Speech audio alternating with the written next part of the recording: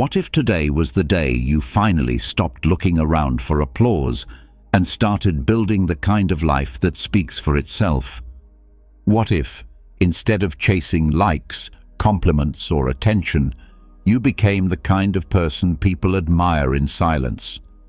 Not because of what you said, not because of what you posted, but because of how you live, how you walk, how you hold yourself when no one is clapping. Be honest. How many times have you doubted yourself just because someone didn't approve? How many times did you shrink your light because it made someone else uncomfortable? How often have you traded your truth just to fit in? Seeking approval feels safe, but it's a trap. It keeps you small. It makes your worth dependent on someone else's opinion. And worst of all, it robs you of your freedom. But not anymore. Today, you are going to learn how to stop seeking approval and start becoming the one others admire. Quietly, deeply, genuinely. These aren't just motivational ideas. These are Stoic lessons, time-tested, battle-proven, and built to make you unshakable from the inside out. So, take a deep breath, because after this, you won't need applause to feel enough. You'll carry your own approval inside you. Before we begin, I want you to make a commitment to yourself. Write in the comments, "Starting today, I no longer seek approval. I am enough. I am Stoic." You're not just typing words. You're sending a message to your mind. You're training your thoughts to stop begging for outside validation. The more you repeat this, the more it becomes who you are. So write it down now, and let's begin. Number 1. Build a life that would impress your 12-year-old self, not your peers. Close your eyes for a second and picture yourself at 12 years old. That little version of you, the one who still believed in big dreams, who didn't care about likes, followers, or what brand of shoes someone was wearing.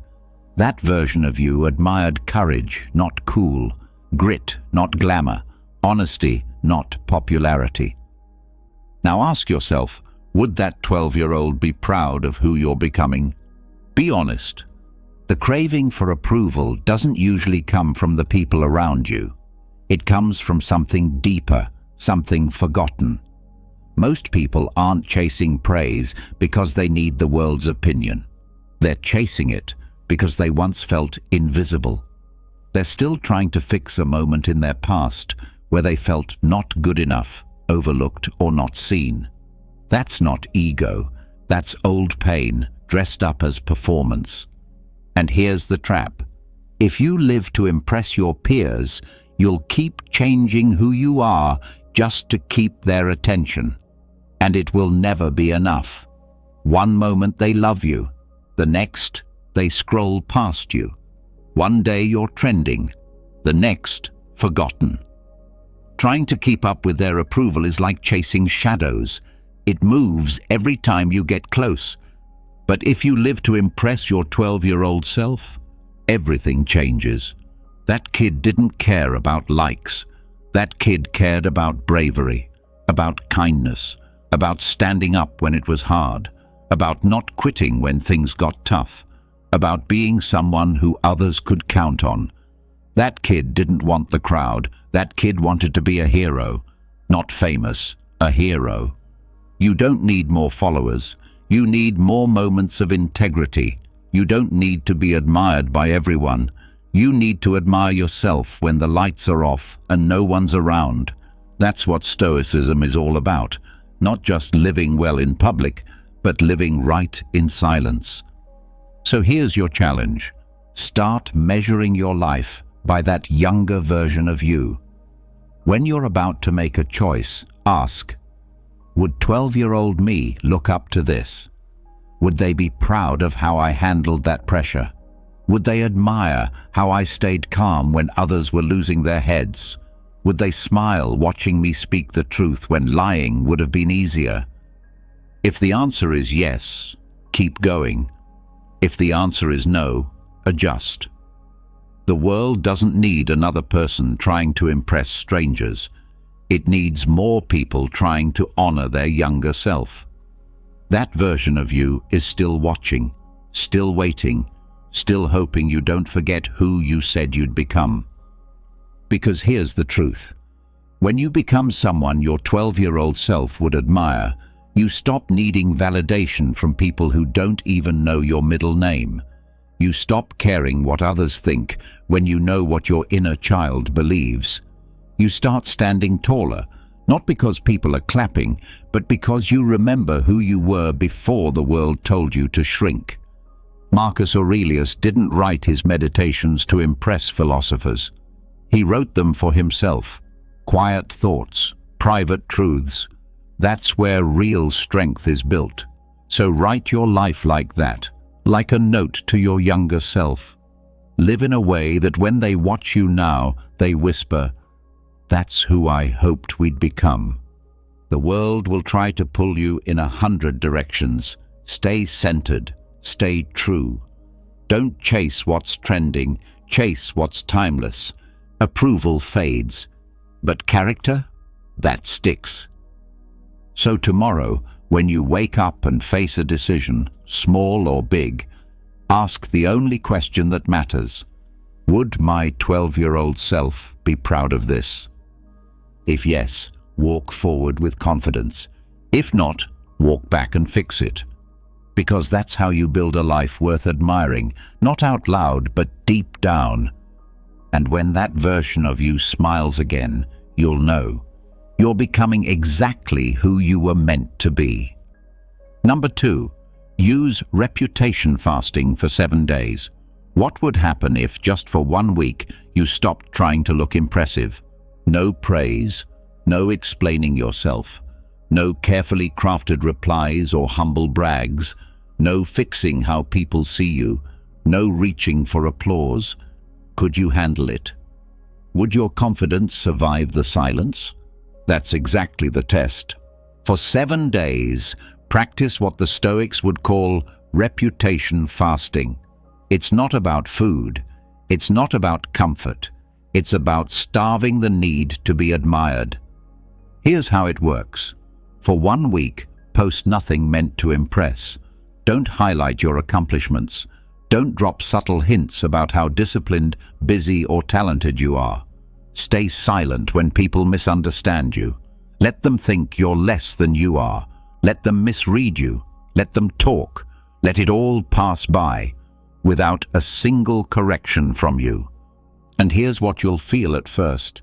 Discomfort. It will itch. It will burn. You'll want to jump in and fix the narrative.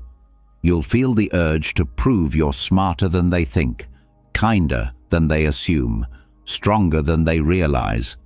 But resist. That itch is the addiction leaving your system. You're not being tested by others. You're being tested by your own ego.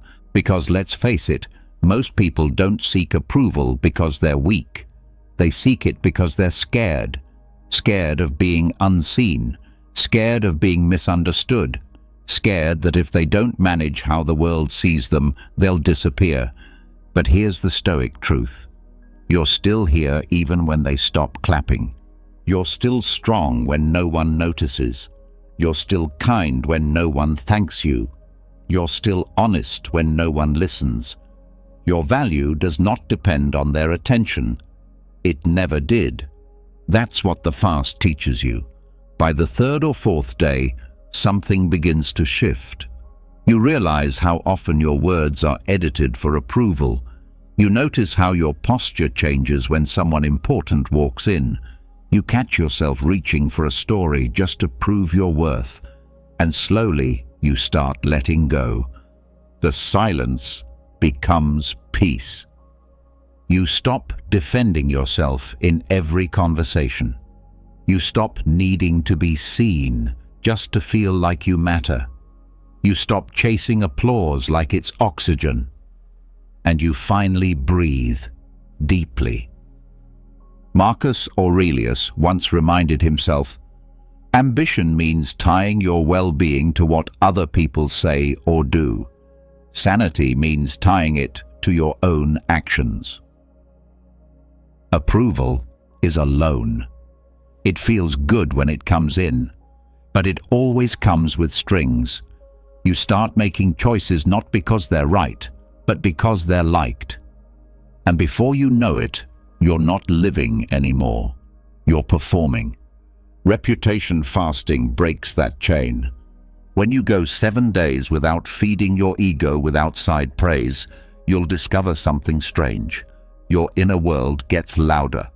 And that's a good thing, because in the quiet, you remember who you are without the show. You remember that you're allowed to be misunderstood. You don't owe the world an explanation for your silence, your progress, your thoughts, or your path. In fact, the more misunderstood you're willing to be, the freer you become. So here's your challenge. 7 days, no performance, no public praise, no self-promotion, no correcting the story. Let the image of you fade, and when it does, see what's still standing. If it's built on truth, it won't fall. If it's built on virtue, it won't shake. And if it's built on stoic strength, then it won't matter who's watching. Number 3, switch from spotlight thinking to torch thinking. Let's talk about the invisible pressure that weighs down more lives than failure ever could. It's not fear, it's not laziness, it's the constant heavy awareness of being watched. Spotlight thinking, you've felt it, haven't you? That sense that someone's always observing, judging, measuring, that voice in your head saying, what will they think if I do this, say this, wear this, post this? It's like you're standing on a stage every hour of the day, performing for an invisible crowd. But here's the problem. Under the spotlight, you start living for the audience, not for the mission. Every step becomes a pose. Every decision is filtered through, how will this look, instead of, is this right? And slowly, you forget how to walk your own path. The Stoic path is different. It doesn't shine a light on the performer. It carries a torch. A torch doesn't point at you, it points forward. Torch thinking is simple. You stop trying to be seen, and you start trying to see clearly. You stop looking in mirrors and start looking at the road ahead. You stop adjusting your posture for approval and start aligning your steps with purpose. The Stoic doesn't ask, will they like this? The Stoic asks, is this aligned with my values? That's the only spotlight that matters. The one inside. The inner compass. The fire that burns not to impress others, but to guide your next move. Ask yourself right now, how many decisions in your life have been shaped by reflection instead of direction? How often did you post something because you wanted to be admired? How many times did you say yes just to avoid looking bad? How many times did you stay silent because you didn't want to rock the boat? And how many times did you choose something less true just to look more polished? The spotlight makes cowards out of many, but the torch builds warriors. When you walk with a torch, you move differently. You stop caring about applause. You stop adjusting your pace to match the crowd. You walk towards something real. And when people see that kind of movement, firm, honest, silent, they notice. Not because you told them to, but because real direction attracts the lost. People are starving for someone with clarity, not someone who always looks good, but someone who always moves with purpose. The world is tired of mirrors. It needs more torches. So here's how to switch. Next time you're faced with a decision, big or small, pause. Ask one question. Am I doing this because it aligns with my path, or because I want to be seen a certain way? If it's the second, stop. That's spotlight thinking. That's the trap. But if it's the first, if it aligns with your principles, your growth, your direction, do it, even if no one notices. Especially if no one notices. Because the Stoic understands this. What's right doesn't always get clapped for, and what's clapped for isn't always right. Live for your inner fire, not the outer lights. The spotlight is exhausting. The torch is energizing. One burns you, the other guides you. So carry your torch, walk your path, light your own way, and trust this. When others see your steady flame, they won't follow because you asked. They'll follow because you didn't need them to. Number 4, perform one great deed that you will never speak about. In a world obsessed with recognition, there is a rare kind of power in doing something good and telling no one. No photos, no humble brags, no quiet hints in conversation, just silence. Pure, heavy silence. This is one of the hardest Stoic practices because it goes directly against the ego's greatest addiction, credit. The ego doesn't just want to do good, it wants to be seen doing good. It wants applause, acknowledgement, admiration. That's the trap. But the Stoic takes a different path. You do the deed, you help the person, you carry the weight, you show compassion, give generously, step up when no one else does, and then you walk away. You don't record it. You don't post about it. You don't even tell your closest friend. You let it vanish into the quiet. Why? Because what's done purely for its own sake becomes the most powerful part of who you are. When you do something noble in total silence, it becomes yours. It becomes sacred. It turns into a quiet source of inner strength that no one can touch, twist, or take away. It's no longer a show. It's your essence. Think about it. The moment you post a good deed, it changes. Now it's not just between you and your values. Now it's also between you and their reaction. Did they see it? Did they like it? Did they comment? And just like that, the purity fades. But when no one knows, it's different. It's yours forever. And that kind of act builds something deep, a private reservoir of pride. Not the loud, boastful kind, but the silent kind. The kind that makes you stand taller even when the world doesn't notice. Especially when the world doesn't notice. Marcus Aurelius once reminded himself to waste no more time arguing what a good man should be one. He didn't say, talk about being one. He didn't say, prove you are one.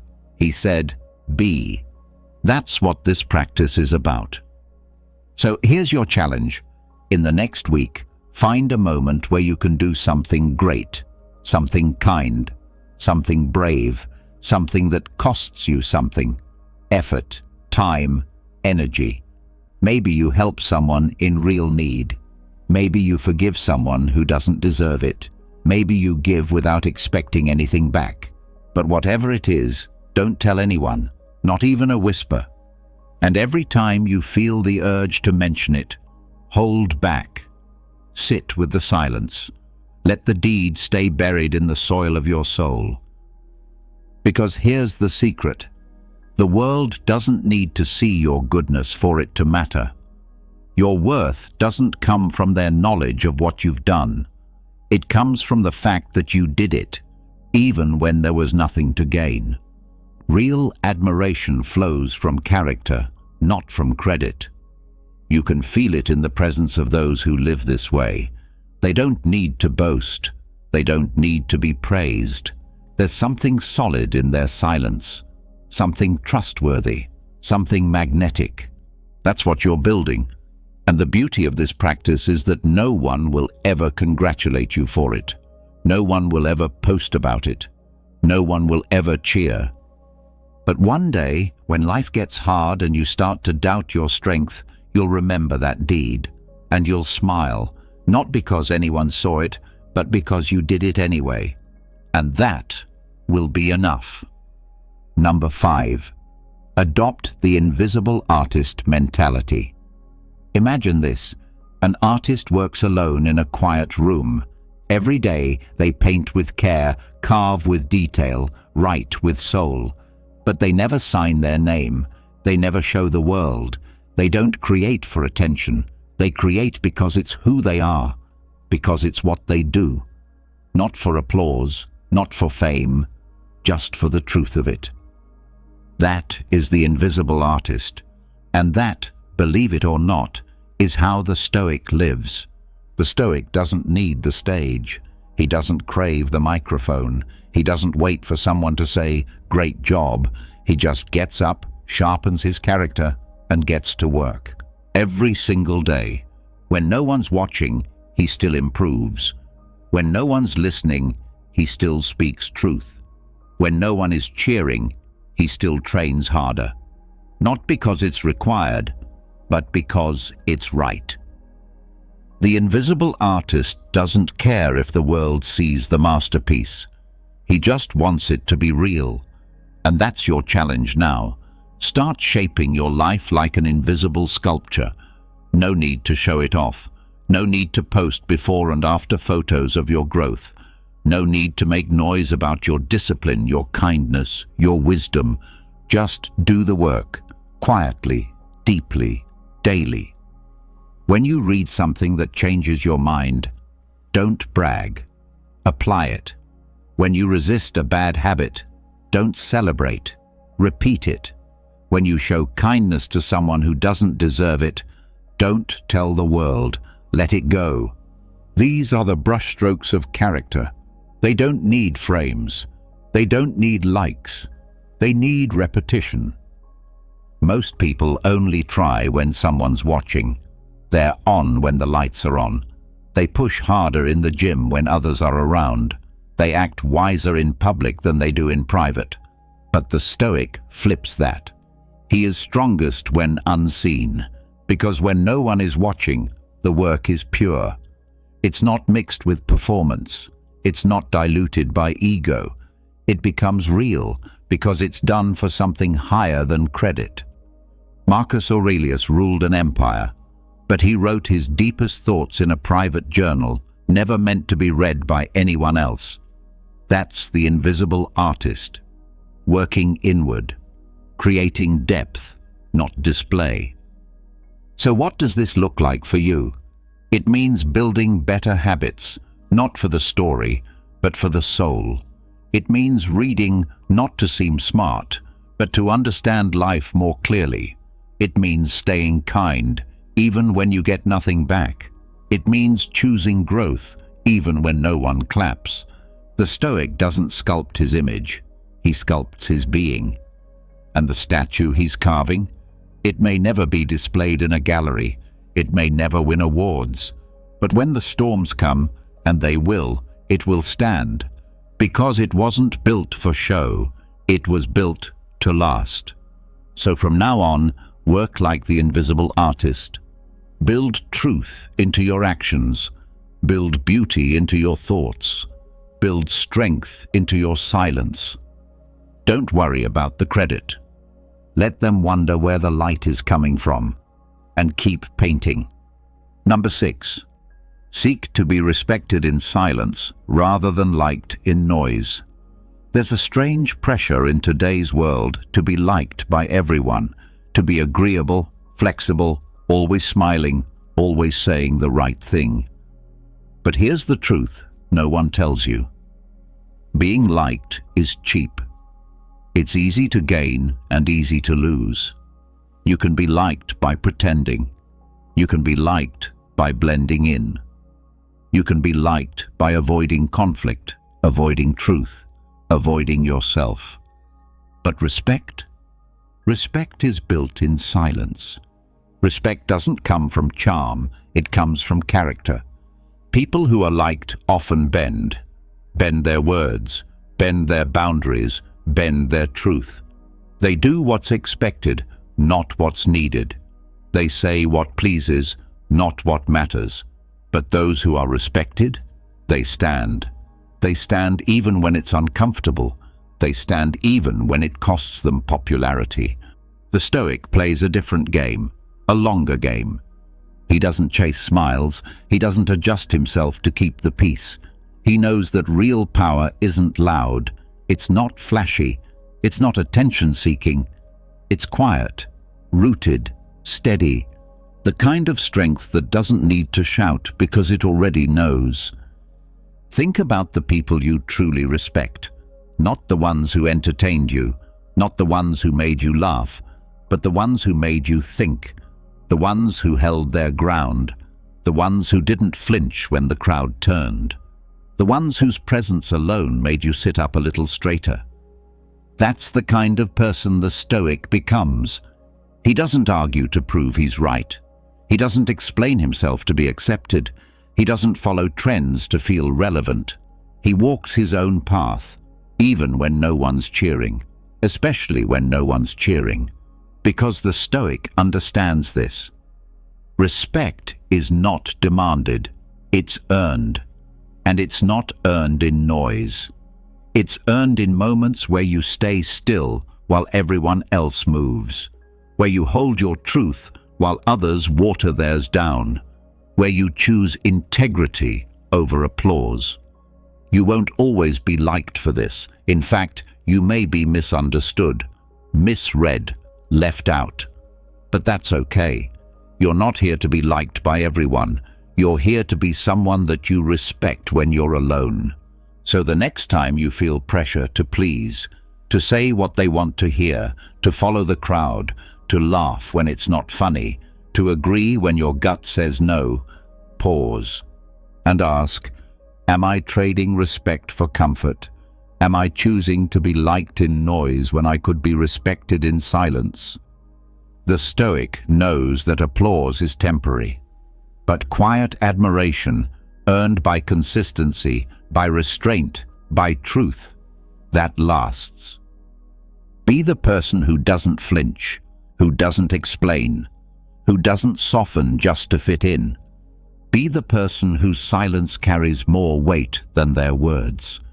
In a room full of noise, let your stillness speak. And watch how people begin to sit differently around you, not because you ask them to, but because your very presence reminds them what standards look like. Number 7. Practice the Stoic crowd exit. Take a moment and look around your life, not physically, but mentally. Where are you spending your time? Where are you spending your energy?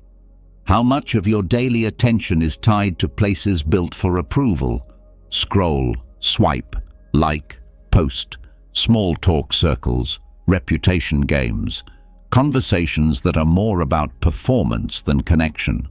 Without even noticing, most people end up living inside a digital crowd, a mental marketplace where the currency is attention and the addiction is validation. That's why the Stoic created something powerful, a simple but radical act, the crowd exit. Once a week, unplug. Walk away, not forever, just long enough to remember who you are without the noise.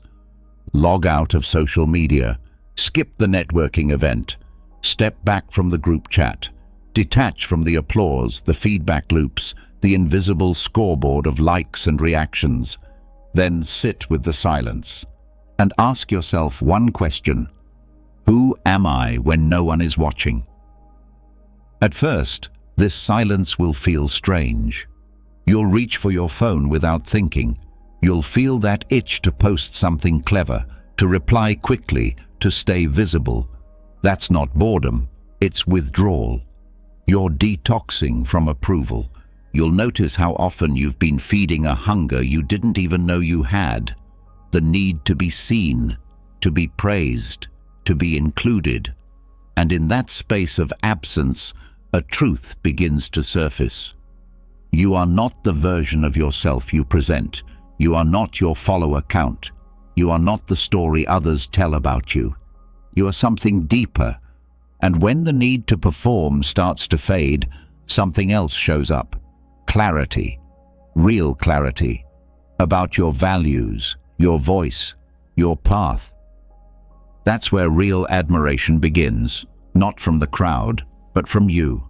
Marcus Aurelius ruled millions, but wrote for an audience of one, himself. He exited the crowd mentally every day by reflecting in silence, reminding himself that praise and blame are equally empty if they don't touch your character. The crowd exit isn't about hating others. It's not about isolating forever. It's about reclaiming your independence.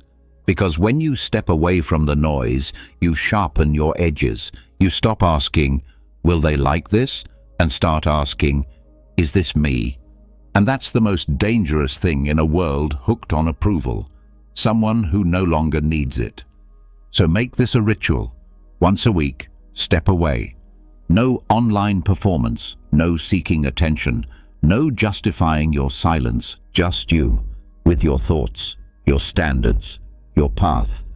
And over time, something strange will happen. You'll stop chasing admiration, and that's exactly when it will start finding you. Number 8, value correction over compliment. Let's be honest, compliments feel good. They're warm, easy, and instantly satisfying. But here's the question, do they make you better? Most of the time, no. Compliments are like sugar, sweet in the moment, but they don't build muscle. They don't sharpen your mind. They don't push you toward your potential. They make you feel full, but they leave you weak if that's all you consume. Correction, on the other hand, that's protein. That's what strengthens you. It's not sweet. It's not easy to swallow, but it feeds your growth. The Stoic doesn't chase praise. The Stoic invites refinement. He understands that being admired isn't the goal, being improved is. And the fastest path to that is through honest feedback. Even the uncomfortable kind, especially the uncomfortable kind. So the next time someone challenges you, pauses your idea, questions your actions, points out a flaw, don't flinch. Don't defend. Don't explain. Just listen. Let it land. Let it hurt if it needs to. Because that pain, that sting in your pride, that's where the growth begins. Most people are allergic to correction. They only want applause. They only want agreement. But in doing so, they stop evolving. They build their identity on comfort, and comfort doesn't make warriors. It makes ornaments. Marcus Aurelius once wrote, "If anyone can refute me, show me I'm making a mistake or looking at things from the wrong perspective, I'll gladly change. It's the truth I'm after, and the truth never harmed anyone." That's the Stoic's mindset.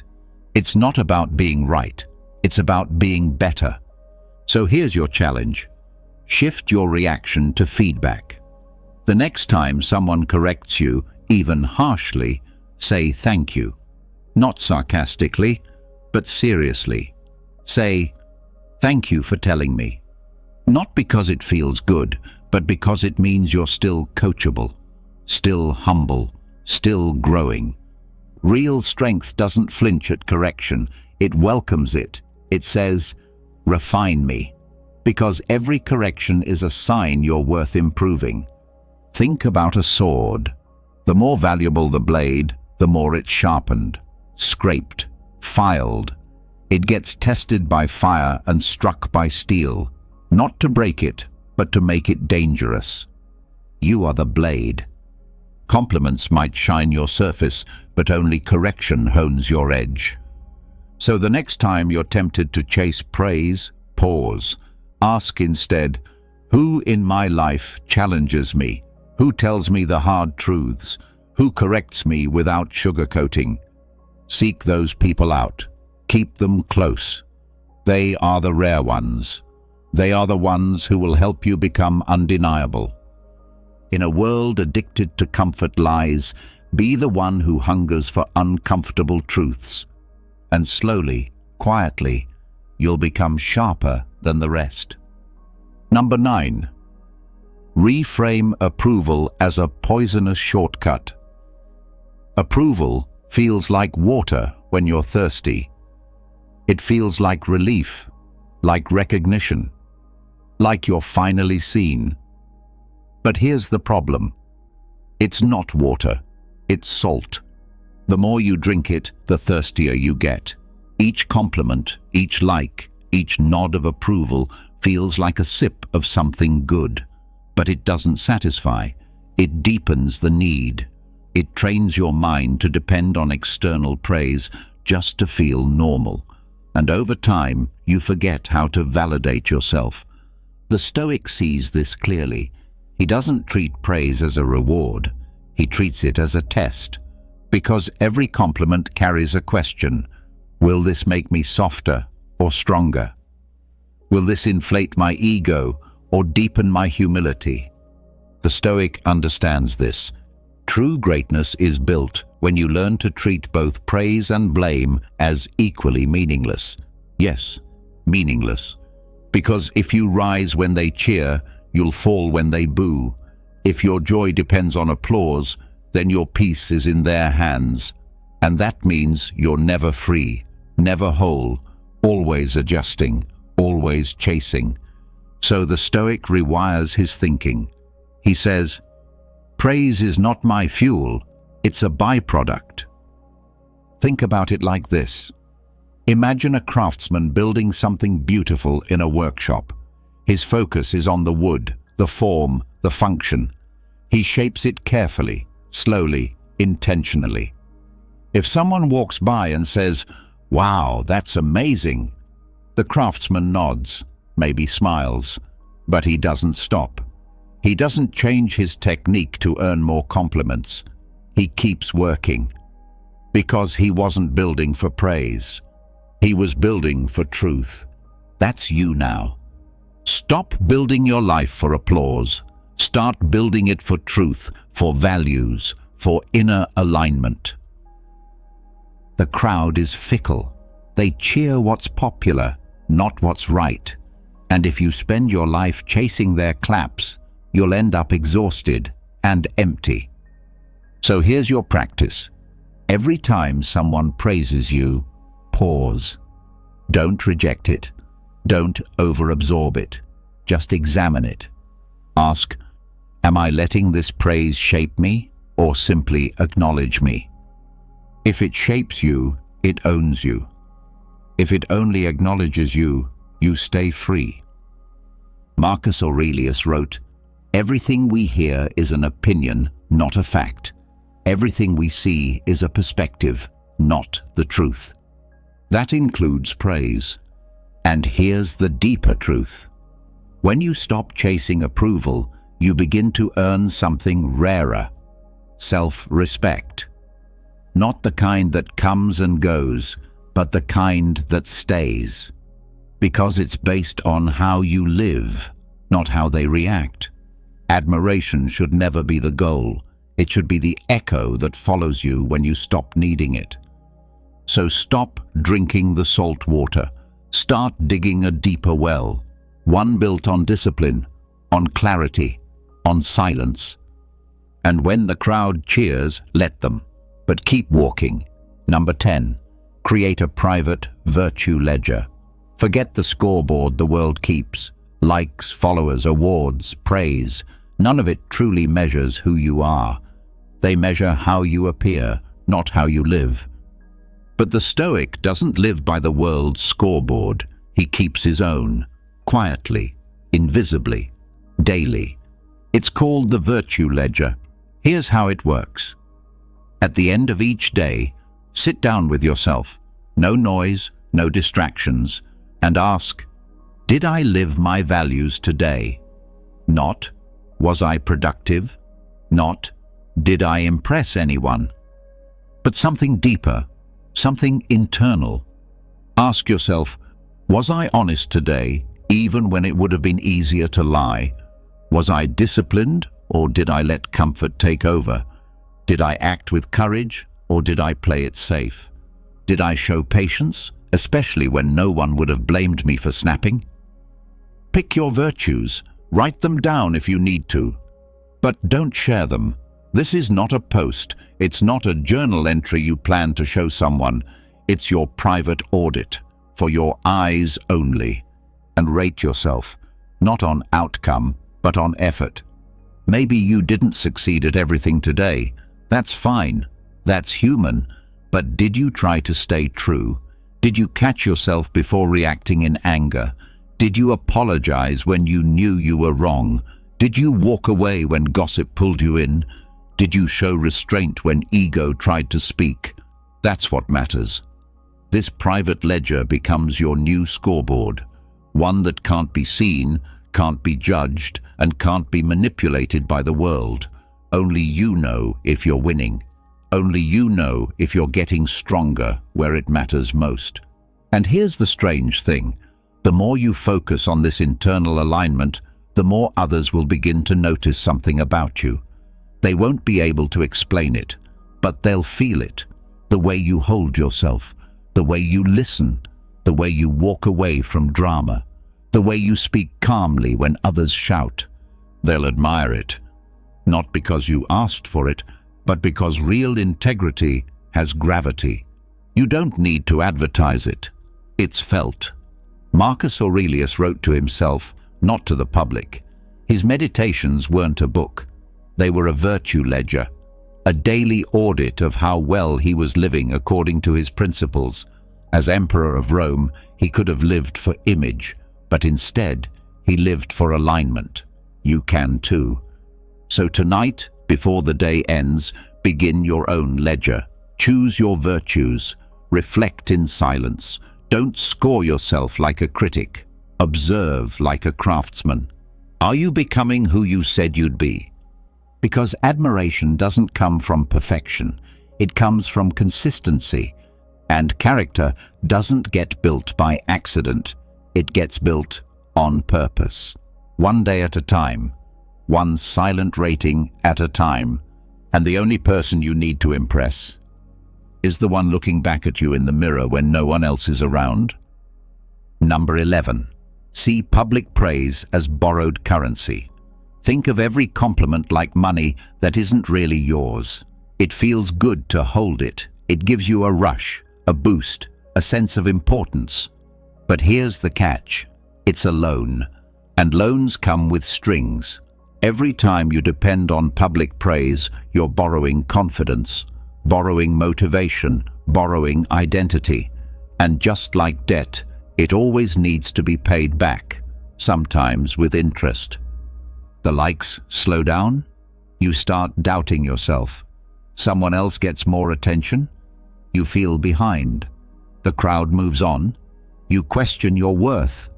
This is what happens when your self-respect is tied to the world's reaction. One day you're rich in praise, the next you're bankrupt in silence. The Stoic doesn't build like that. He doesn't live on borrowed currency. He invests in what cannot be taken. Effort, wisdom, consistency. These are the real assets. They grow quietly, slowly, privately, but they never crash. They never expire. They never depend on someone else's mood, algorithm, or attention span. Admiration built on applause is like a house made of glass. Beautiful from the outside, but one hard truth, and it shatters. Admiration built on invisible discipline, repeated daily without a stage? That's stone. That's foundation. So ask yourself, what are you building on? Are you living for the next well done, the next reaction, the next time someone notices? Or are you showing up when no one claps, putting in the reps when no one is looking, staying true to your path when the lights are off? The Stoic's legacy is not performance, it's presence, it's consistency. It's a kind of strength that doesn't spike with compliments or crash with criticism. It just is. Marcus Aurelius ruled the Roman Empire, but he reminded himself daily, fame after life is no better than oblivion. He didn't write his reflections for praise. He wrote them to stay centered. You can do the same. So the next time praise comes, accept it, appreciate it, but don't rely on it. Don't build your soul around it. Let it pass through like a breeze through an open window. Because the minute you treat it like a paycheck, you'll start performing for it. And that's when the real cost begins. Your peace, your clarity, your freedom. So choose the path of quiet wealth. Invest in showing up. Invest in stillness.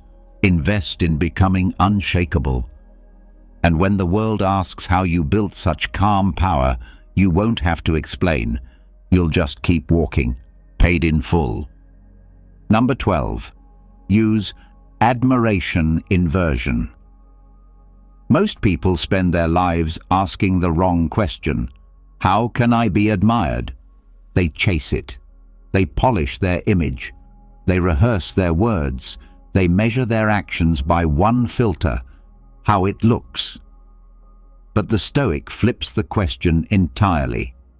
Instead of asking how to be admired, ask, what kind of person would I admire if I met them? This is the moment everything changes. Think about it for a second. Not who impresses the crowd, not who has status, charm, or the loudest voice, but who moves you deeply. It's not the ones who beg for attention. It's the ones who don't need it. It's not the ones who shout their success. It's the ones who carry calm in chaos. It's not the ones who perform. It's the ones who are anchored. Maybe it's someone who speaks less but means more.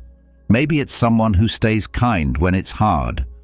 Maybe it's someone who holds the line, not because it's easy, but because it's right. You admire these people not because they're loud, but because they're clear. Clear in who they are, clear in what they stand for, clear in how they carry themselves. That's the inversion. Instead of working on being admired, you work on becoming admirable, quietly, from the inside out. No audience required. And here's the paradox. The moment you stop chasing admiration, it begins to find you. Because the world is full of noise, performance, filters. But real character? That's rare. And what's rare becomes valuable. When you walk into a room without needing to prove anything, people notice. When you stay grounded while others scramble, people listen. When your actions don't shift with public opinion, people respect you, even if they don't say it out loud. The Stoic doesn't try to be impressive. He tries to be honest. He doesn't seek applause. He seeks alignment. Marcus Aurelius never asked, "How can I be admired as emperor?" He asked, "How do I stay just, disciplined, and humble while ruling Rome?" That's the kind of person history admires centuries later. So sit with this. Who would you admire? Write it down. Not titles or results, traits, behavior, presence. Then become that, bit by bit, quietly, patiently. And when the urge comes to impress, pause, flip the question. Am I becoming the kind of person I would admire? If yes, keep going. If not, adjust. Because admiration isn't earned by trying to be seen. It's earned by being so rooted in truth that people can't help but feel it. Don't chase the mirror. Become the reflection you're looking for. That's the inversion. And that's where greatness begins. Number 13. Abandon the performance self. There are two versions of most people walking through life. The one they really are, and the one they perform. The performance self is subtle. It's not always fake, but it's always filtered. It scans the room, reads the mood, shapes its tone. It tweaks opinions slightly to fit in. It hides edges to be smoother. It tells half-truths to stay likable. It smiles on cue. It pauses when it should speak. It performs, not for art, but for approval. and it's exhausting. The Stoic sees this clearly. He knows that every time you wear the performance mask, you lose a little of yourself. You train your mind to believe that who you are isn't enough unless it's edited, polished, palatable. But real self-worth doesn't perform. It just exists. It doesn't shift with the crowd. It doesn't change outfits depending on the audience. It doesn't trade authenticity for applause. The Stoic doesn't bend to be liked. He stands to be true. And yes, sometimes that truth is quiet. Sometimes it's awkward. Sometimes it's misunderstood. But it's always solid, always rooted, always yours. So here's the challenge. Kill the performance self. Start noticing where it shows up. The extra laugh that didn't feel real. The opinion you watered down to avoid conflict. The silence you kept so others wouldn't feel uncomfortable. The clever story you told, not because it was true, but because it made you look better. All of that is performance. It's not evil, but it's not freedom. The Stoic path is about reclaiming that freedom, piece by piece, moment by moment. So start walking differently.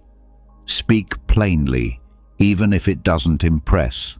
Walk directly, even if it makes others uneasy. Be consistent, even when it's not convenient. The more you show up as your true self, the more powerful you become, because people around you will begin to feel something rare: clarity. They may not understand it, they may not even like it at first, but they'll feel it. Your refusal to bend will make others sit with their own masks. Your quiet truth will expose the noise, and over time, people won't just hear what you say, they'll feel who you are. And that feeling, that's what they'll admire. Not because you tried, but because you stopped trying. Marcus Aurelius never performed for the crowd. He didn't adjust his soul for popularity. He didn't rewrite his values for applause. He stood firm, even when it was hard, especially when it was hard. That's the model. Be so rooted in who you are that performance becomes impossible. When someone asks for your thoughts, give them clearly. When the world pushes you to soften your truth, hold the line. When silence feels like compromise, speak. Not to impress, not to be different, but because truth, unfiltered, is the most powerful version of you. And here's the beauty. When you stop performing, you stop pretending. And when you stop pretending, you start living. Number 14. Build a code that cannot be rewritten by applause. Most people don't chase approval because they're weak. They chase it because they're unanchored. They don't have a clear code. They don't have principles etched deep enough to withstand pressure. So, when the crowd claps, they shift. When the wind changes, they move. When the trend flips, they flip with it. Their identity isn't built, it's borrowed. And the moment someone disapproves, it cracks, because it was never rooted in anything real. But the Stoic doesn't borrow values, he builds them, carves them, and once they're written, he doesn't erase them for applause. He writes his code in stone. This is your next challenge. Decide what you stand for before the crowd tells you who to be. Don't wait until the pressure comes. Don't wait until you're tempted. Don't wait until you're cornered. Write your principles clearly. Know your virtues like your own name. Write them not on paper, but in the way you move, speak, decide, and live. Because when you're unclear on your code, the world will offer you one, and it's always changing. It tells you what's admirable today and something else tomorrow. It rewards you when you comply. It cancels you when you don't. That's the storm, the noise, the weather. But Stoicism teaches you to be the mountain, solid, still, immovable. When you have a code that can't be rewritten, you don't need approval. You don't fear disapproval. You don't second-guess your decisions every time someone frowns. You move forward with peace. Because your compass doesn't point to applause, it points to truth. Marcus Aurelius ruled with unshakable values: justice, discipline, wisdom, courage. He didn't rewrite those based on who praised or criticized him. He followed them when it was easy, and especially when it was not. That's your model. So start now. Define your code. Ask yourself, what are 5 things I stand for, no matter what? What values guide me even when no one's watching? What principles do I follow even when they cost me something? Etch those into your life. Live them in silence. Hold them in pressure. Speak them without flinching. And protect them, especially when applause tries to soften them. Because once your code is clear, the crowd loses its grip. You no longer rise and fall with public opinion. You no longer shape-shift just to fit in. You no longer fear being misunderstood. You become a presence, rooted, unbothered, free. Admiration? That becomes irrelevant, because you're no longer performing. You're standing, and nothing bends the mountain. Number 15. Let stillness be your billboard. In today's world, everyone's trying to be seen, to be heard, to be recognized. They post, they promote, they announce every move. Look at me, they say, through words, through pictures, through noise. But here's what the Stoic knows. The more real your growth is, the less you need to talk about it. Stillness becomes your billboard. You don't need to explain your peace. You don't need to advertise your evolution. You don't need to broadcast your discipline, your wisdom, your quiet victories. Let your silence speak. Let the calm in your presence say everything. Let your eyes say, I don't flinch. Let the way you carry yourself whisper, I don't seek, I build. Because here's the truth most people miss. Real admiration is never loud. It's not in the applause. It's in the pause. In the moments when people notice something different about you, but can't quite explain it. That's what stillness creates. Stillness is power. Stillness is depth. Stillness is the kind of confidence that doesn't need confirmation. The Stoic doesn't walk into a room to be the loudest voice. He becomes the quiet center, the anchor, the calm in the chaos, the presence that reminds others what grounded feels like. And the world, no matter how loud it gets, notices. Because real growth isn't flashy. It doesn't need decoration. It just is. Marcus Aurelius wasn't admired because he made speeches about his character. He was admired because of how he ruled, how he reflected, how he stayed silent when others lashed out, how he stayed centered in storms. So here's your challenge. Stop announcing your progress. Don't tell people you're focused. Be focused. Don't say you're leveling up. Level up quietly. Don't declare your strength. Walk through difficulty without collapse. And let people feel the shift, not hear about it. Stillness is a statement.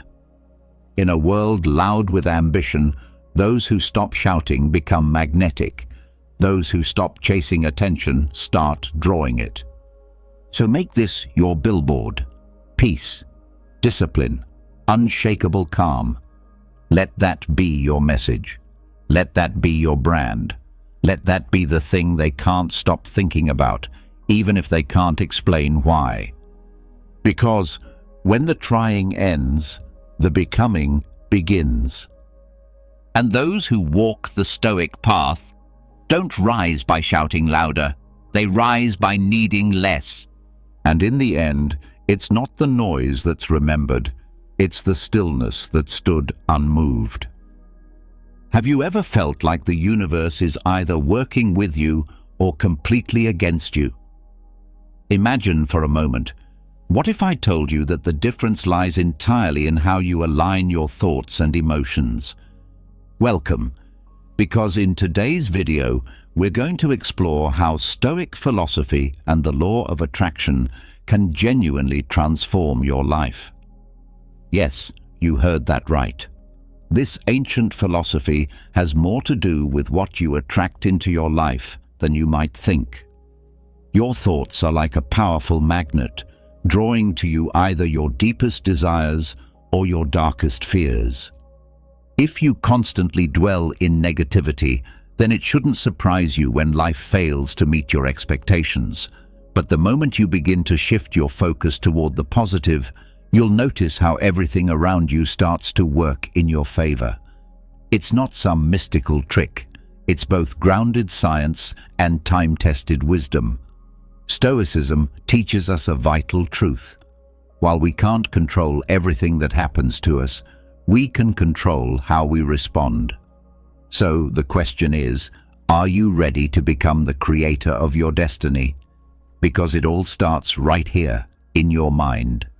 Together, let's discover 11 timeless principles that can help you attract what you truly desire. Make sure you stick around from the very beginning, because what we're about to explore could be the shift you've been looking for.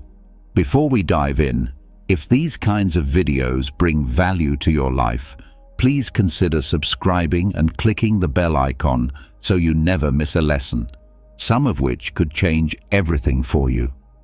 Let's begin with one of the most fundamental ideas, the relationship between thoughts and emotions. Have you ever considered how your inner world, your thoughts and feelings, acts like a magnet, constantly shaping your outer reality? You might think that's just another overused self-help phrase, but let's look at it through a more grounded, even ironic perspective. According to Stoic teachings, the key to achieving inner peace lies in mastering how we interpret events and react to them, not in changing the world itself. Now, before you assume this is going to be a dusty lecture on old philosophy, let me show you just how relevant this idea is to your everyday life. Imagine you're in a grocery store, choosing between a box of nutritious cereal and a bag of chips. Most of us end up going for the chips, secretly hoping it won't show up on the scale. But here's the twist. Your thoughts are like your shopping cart. If you keep loading your mind with negative, unhelpful thoughts, it's like stuffing that cart with junk food. The result? A life weighed down by stress and drained of joy. Let's make it even more tangible. Suppose you constantly worry about losing your job. Instead of focusing on improving your skills or staying optimistic, you create an emotional atmosphere that practically invites misfortune. It's almost as if the universe says, "Oh, you're expecting the worst? Okay, let's make it happen." Don't get me wrong. I'm not saying that simply imagining a beachfront mansion will make one appear out of thin air, complete with champagne on ice. The law of attraction isn't about fantasy. It's about aligning your focus and actions with what you truly desire. Think of your thoughts and emotions as the GPS system of your life. When you keep your destination in sight and stay on course, you're far more likely to get where you want to go. But if you're constantly switching directions, don't be surprised when you end up stuck in the roundabout of disappointment. To apply this principle, begin by paying attention to your internal patterns. Are you more often cruising down the highway of complaints or walking the path of gratitude? Awareness of your mental habits is the first step toward real change. When negative thinking takes over, make a conscious shift. Instead of dwelling on what might go wrong, ask yourself what you can do to make things better. If you're worried about your weight, for instance, don't just despair over the extra pounds. Instead, focus on how to embrace healthier habits that will bring you closer to your goals. Stoic philosophy reminds us that while we can't control every detail of our external world, We can control where we place our mental and emotional energy. So next time you catch yourself stuck in a spiral of negative thinking, remember, those thoughts are magnets and they're pulling real experiences into your life. Make the decision to plant better mental seeds, thoughts of hope, intention, and resilience, so you can eventually harvest a more fulfilling reality. As Carl Jung said, our thoughts and emotions are the brushes with which we paint our future. Let's shift to another key idea, focusing on your desires. Think about this. Have you ever tried lighting a fire with a pile of damp wood? It's a frustrating process. You want to feel that warm blaze, but all you get is smoke and ashes. That's exactly how it works when your desires are unclear or poorly focused. The firewood symbolizes your aspirations, and the law of attraction is the flame you hope to ignite. Without dry, well-arranged wood, meaning specific, organized intentions, your fire won't catch. Your dreams will suffocate under the weight of confusion. We all have dreams. Maybe a new job, a loving partner, or a healthier body. But if your intentions are as vague as, "I just want a better life," then you're setting yourself up for frustration. The law of attraction, despite its mystical aura, actually demands precision. Clarity is the missing ingredient that turns wishful thinking into practical reality. Here's a real-world example. Let's say you want a new job. If all you say is, "I need a job," you might attract anything from selling insurance door to door to stocking shelves at a grocery store. But if you get clear, let's say you want a position in digital marketing at a company with flexible hours and a positive culture, then your mental picture becomes a detailed map that guides you straight to what you're really looking for. The same goes for relationships. Saying, "I want someone," is as vague as saying you'd like to win the lottery without buying a ticket. But when you visualize someone who shares your passions, someone who loves music, makes you laugh, and aligns with your values, you start painting a much clearer, more attainable picture. And when it comes to weight loss or personal health, again, vague goals don't cut it. Wanting to lose weight is a start, but not enough. If you say, "I want to lose 5 kilograms in the next 3 months and feel more toned," you're turning a blurry hope into a strategy. So, how do you put this into action? Start by reflecting on what you truly want. Write it down. Be specific. Then visualize your goal with the same emotional intensity you'd feel if it had already happened. This isn't just about wanting. It's about truly believing and emotionally experiencing the outcome in advance. That emotional clarity is what fuels the law of attraction. Without it, you're basically waiting for a fire to start on its own without the right setup. But when you organize your mental firewood, the universe is far more likely to respond with that warm, focused flame of opportunity. As Einstein once said, the universe responds with the same level of clarity and precision that we use when speaking to it. Now let's talk about belief and faith.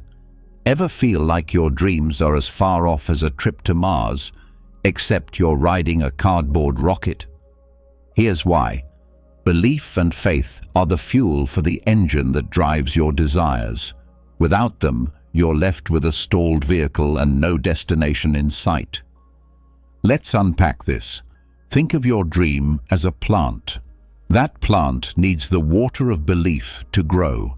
Without faith, it dries up and dies. The law of attraction isn't just about imagining outcomes. It's about fueling those visions with deep-rooted trust. If you don't believe in your dreams, it's like trying to fly a plane without gas. Take a moment and reflect. If you don't even think it's possible to win, why would the universe play along? If deep down you believe success is out of reach, then everything you do will unconsciously reflect that doubt. You might sabotage your progress or miss out on opportunities simply because you didn't think you were worthy of them in the first place.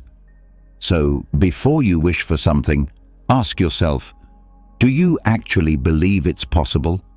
Because belief isn't just a passive feeling, it's the energy that drives action. And without it, even the most beautiful dream becomes just another forgotten hope. Playing the lottery is like hoping the moon will shine like the sun. At night, it's a shot in the dark. And if you've stopped believing in true love, it's like searching for a needle in a haystack while blindfolded. The truth is, nothing slows down your dreams more than a lack of faith. Now you might be asking, how on earth do I shift these limiting beliefs into empowering ones? The good news is, you don't need a magic spell to do it. Instead, begin by collecting proof that your dreams can be real. Find stories of people who have achieved what you're striving for. It's not about copying them, it's about realizing that your dream isn't as out of reach as you once thought. Picture true love as a hidden gem, a diamond in the rough. When you see others discover it, you're inspired to keep looking with renewed hope. Surround yourself with people who believe in your dreams, even if it means editing your contact list. Because when you're constantly around people who think your ambitions are foolish, you'll eventually start doubting yourself too, like a vacuum cleaner trying to work in the desert. But if you spend time with positive, supportive people, it's like sailing a boat with the wind at your back. Their encouragement will push you forward, and never underestimate the power of your mindset. Life can often feel like a gauntlet of challenges, but a hopeful perspective can transform those hurdles into stepping stones. Stoic philosophy teaches us to accept what we can't control and focus on what we can, our response. Face challenges with dignity and turn doubt into determination. You're the hero in this epic story, and the villain, doubt, can be defeated with the sword of faith. Ultimately, your beliefs and your trust in yourself are the keys to unlocking your dreams. Not believing in yourself is like trying to force open a locked door when the key is lying just under the rug. So start believing. Seek out proof that your goals are possible. Surround yourself with encouragement. Maintain your hope. And you might be surprised how close you already are to the life you want. As Gandhi once said, faith is the first step toward any destination, while doubt is the first step toward standing still. Now, let's talk about something small yet powerful: gratitude and appreciation. These two words seem to be trending everywhere in the self-help and modern wisdom space. But have you ever stopped to wonder why they're so emphasized? It's almost as if the universe is whispering, "Be grateful and you'll receive everything." Okay, maybe not everything, but certainly more of what truly matters. Let's break it down. Saying thank you might sound simple, like a polite good morning or asking someone to pass the salt. But when you mean it, when it's heartfelt, you tap into something magical. Imagine you're at a restaurant. You can either be the grumpy customer who complains that the bread is cold, or the one who smiles and thanks the waiter for their service. Which customer do you think gets better treatment? The first might keep getting cold bread and bad vibes, but the second might be surprised with a special recommendation, or even a free dessert. That's the essence of the law of attraction. Positive energy brings more positive experiences. Practicing gratitude is like turning yourself into a magnet for good things. Picture your life as a house under construction. If all you do is gripe about the leaks and the crooked walls, then the workers, symbolizing the universe, won't be too motivated to keep building. But if you express appreciation for the small progress, you're signaling that their effort is valued. That encouragement inspires more support from the universe instead of resistance.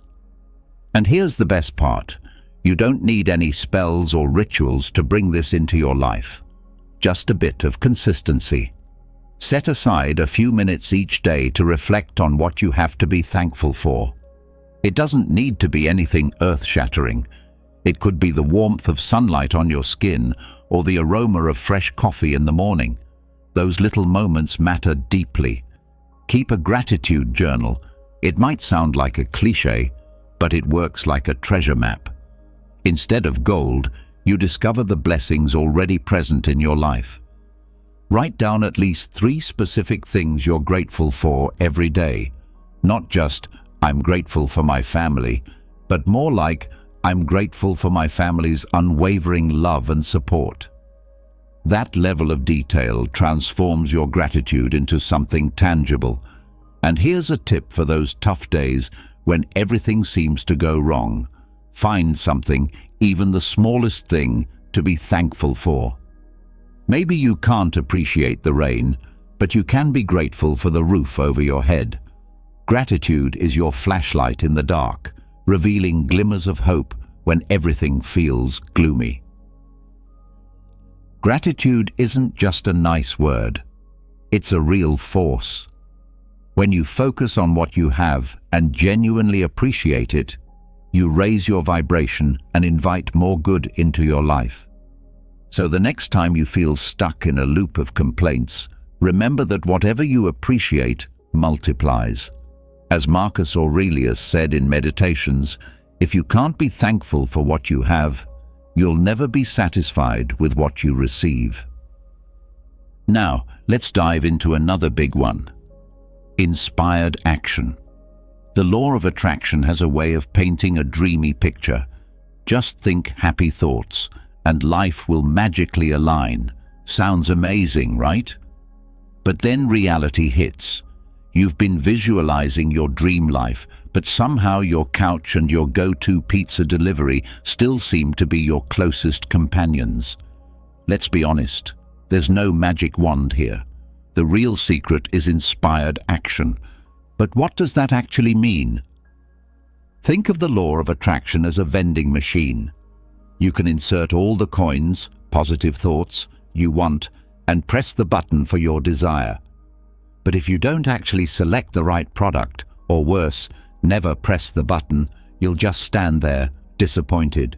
Inspired action is that decisive press. It's the moment you stop just wishing and start doing. Let's bring it back to earth. You're not going to land your dream job by lounging at home, sipping coffee, and waiting for a call from your dream boss. If you want that job, you'll need to send out resumes, network, go to interviews. Inspired action isn't some cute idea. It's the engine that propels you toward your goals. Want new love? Daydreaming about it won't do much unless you actually put yourself out there. You've got to meet people and put in effort. Surprise. So, how can you make this work in your life? Start by taking small but steady actions in the direction of your goals.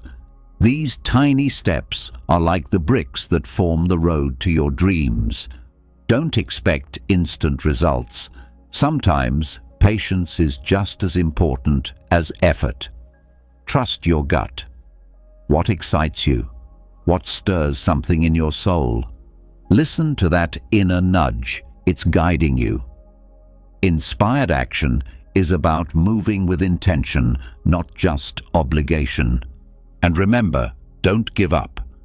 While patience is crucial, persistence is the glue that holds your vision together. Success doesn't always show up overnight, but every effort you make brings you closer to what you want. The Stoics understood this. They knew that strength of character and perseverance were key ingredients for reaching any meaningful goal.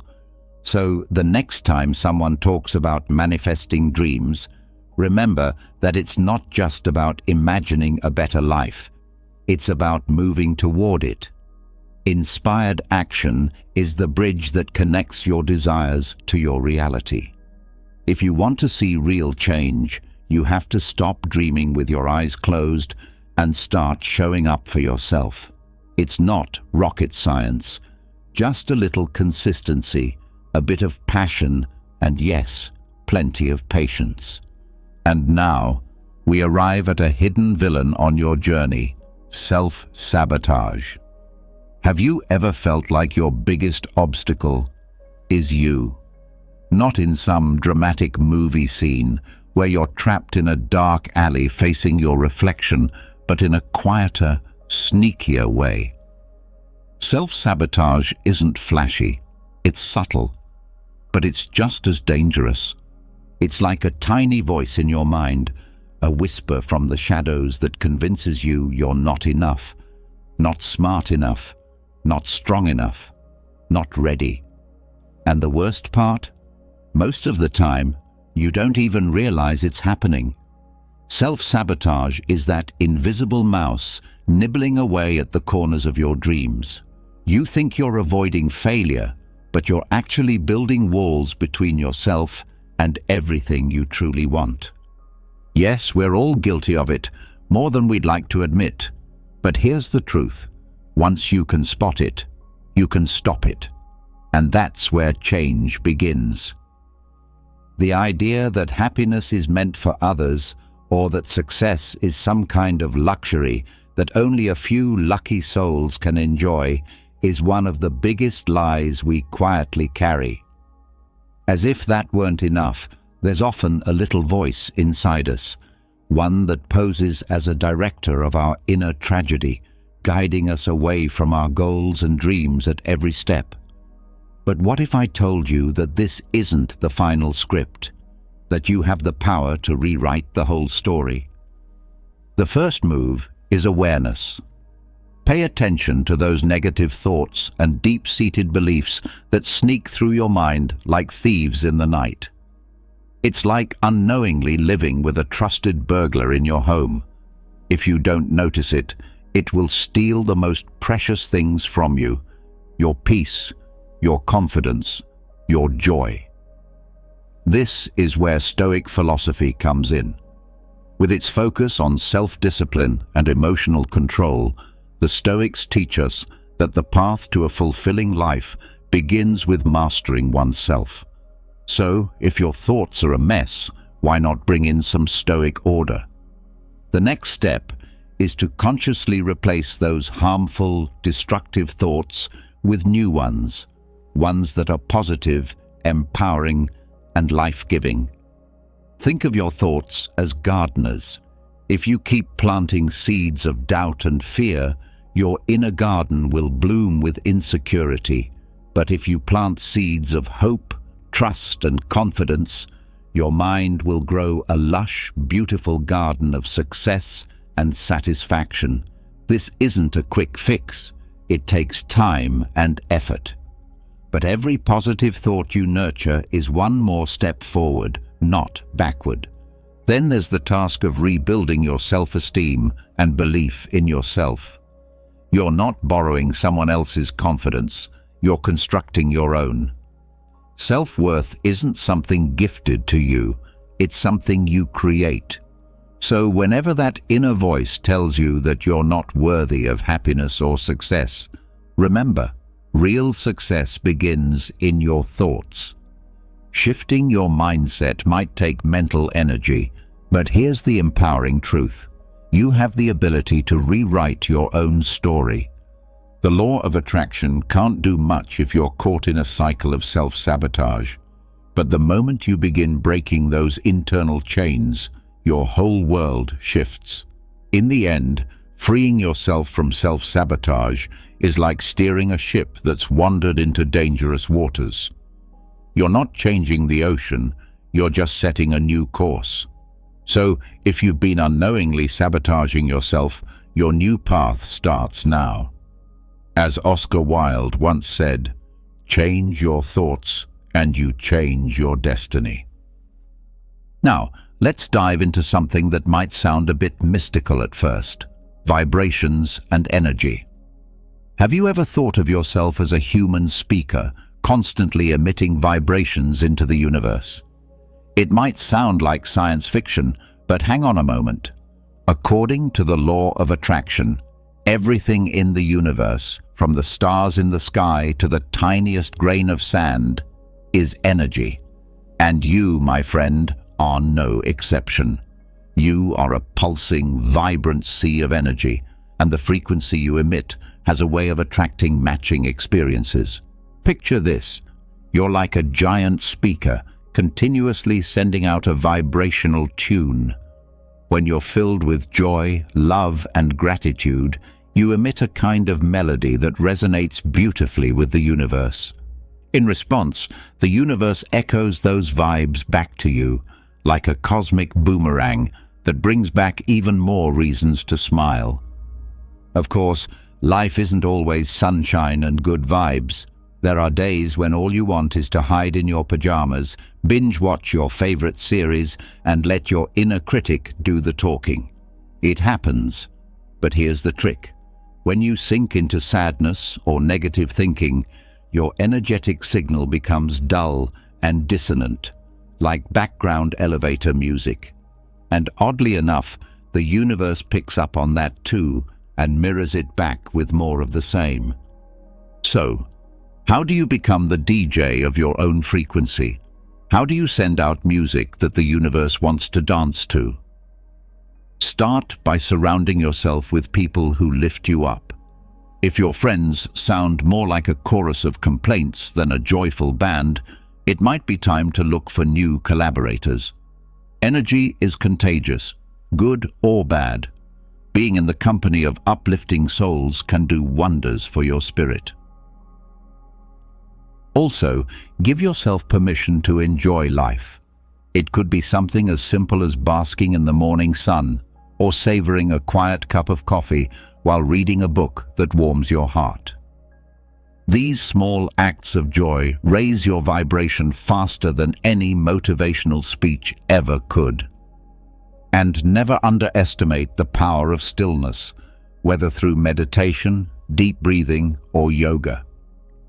These moments of calm help tune your frequency to align with the universe's best rhythms. Stoic philosophy reminds us that while we can't control everything around us, we can always control how we respond. So instead of letting life's chaos hijack your energy, choose to keep your vibrations high. Being a high vibration emitter isn't just a feel-good idea. It's a way of living with greater meaning and satisfaction. Sure, the universe won't always answer with a smile, but maintaining a positive frequency can make the ride much smoother. Remember this, what you send out is what you attract. So play the kind of music you want to hear back. Now, let's face something we all know too well, but rarely want to acknowledge: resistance. No, not the gym kind that promises toned muscles. We're talking about the invisible mental resistance that blocks your path, making you trip over your own doubts and fears.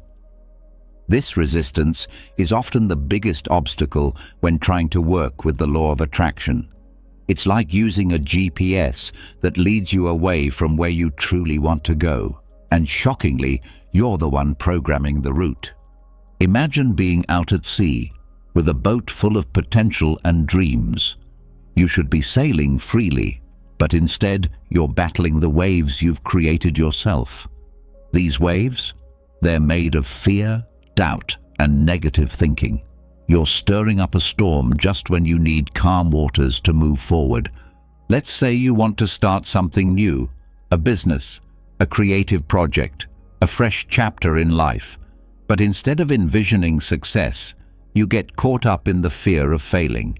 It's like tying a mental anchor to yourself that keeps you from moving. Or maybe you're clinging tightly to something you already have, afraid that opening yourself to more might mean losing what little is yours now. But that fear only pulls you down deeper. So how do you free yourself from resistance? The first step is awareness. You can't overcome what you don't acknowledge. It's like trying to fix a car without understanding what's broken. Pause and look within. What's holding you back? Is it fear of failure? Fear of loss? A lack of belief in yourself?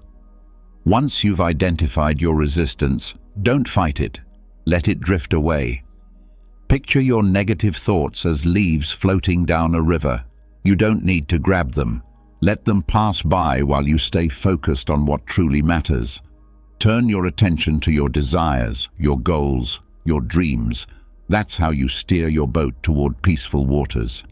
The Stoics teach us that while we can't control everything, we can always choose our behavior and response. Similarly, in the context of the law of attraction, the only real power you hold is over your own thoughts and emotions. So instead of fighting change, flow with it. Instead of fearing failure, open up to success. Resistance is like a silent thief that drains your energy and delays your progress. To attract what you desire, you must drop the anchors of fear and doubt. Acknowledge them, release them, and return your focus to your vision. In doing so, you're not just practicing the law of attraction, you're embracing a Stoic way of life. Take it from someone who's lived this truth. Where there is resistance, your desires become a struggle. But where there is flow, success begins to feel like destiny. Now, let's talk about something we all feel but struggle to master: time and patience. Time, this strange, invisible force, pushes us forward and pulls at our anxiety all at once. We all know deep down that there's no fast-forward button in life, even if we sometimes wish there was. But instead of surrendering to the pressure of the ticking clock, what if we learned to move in harmony with its rhythm?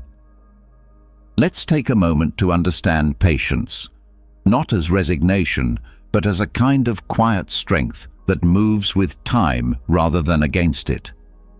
Why not learn to move gracefully to the rhythm that life sets?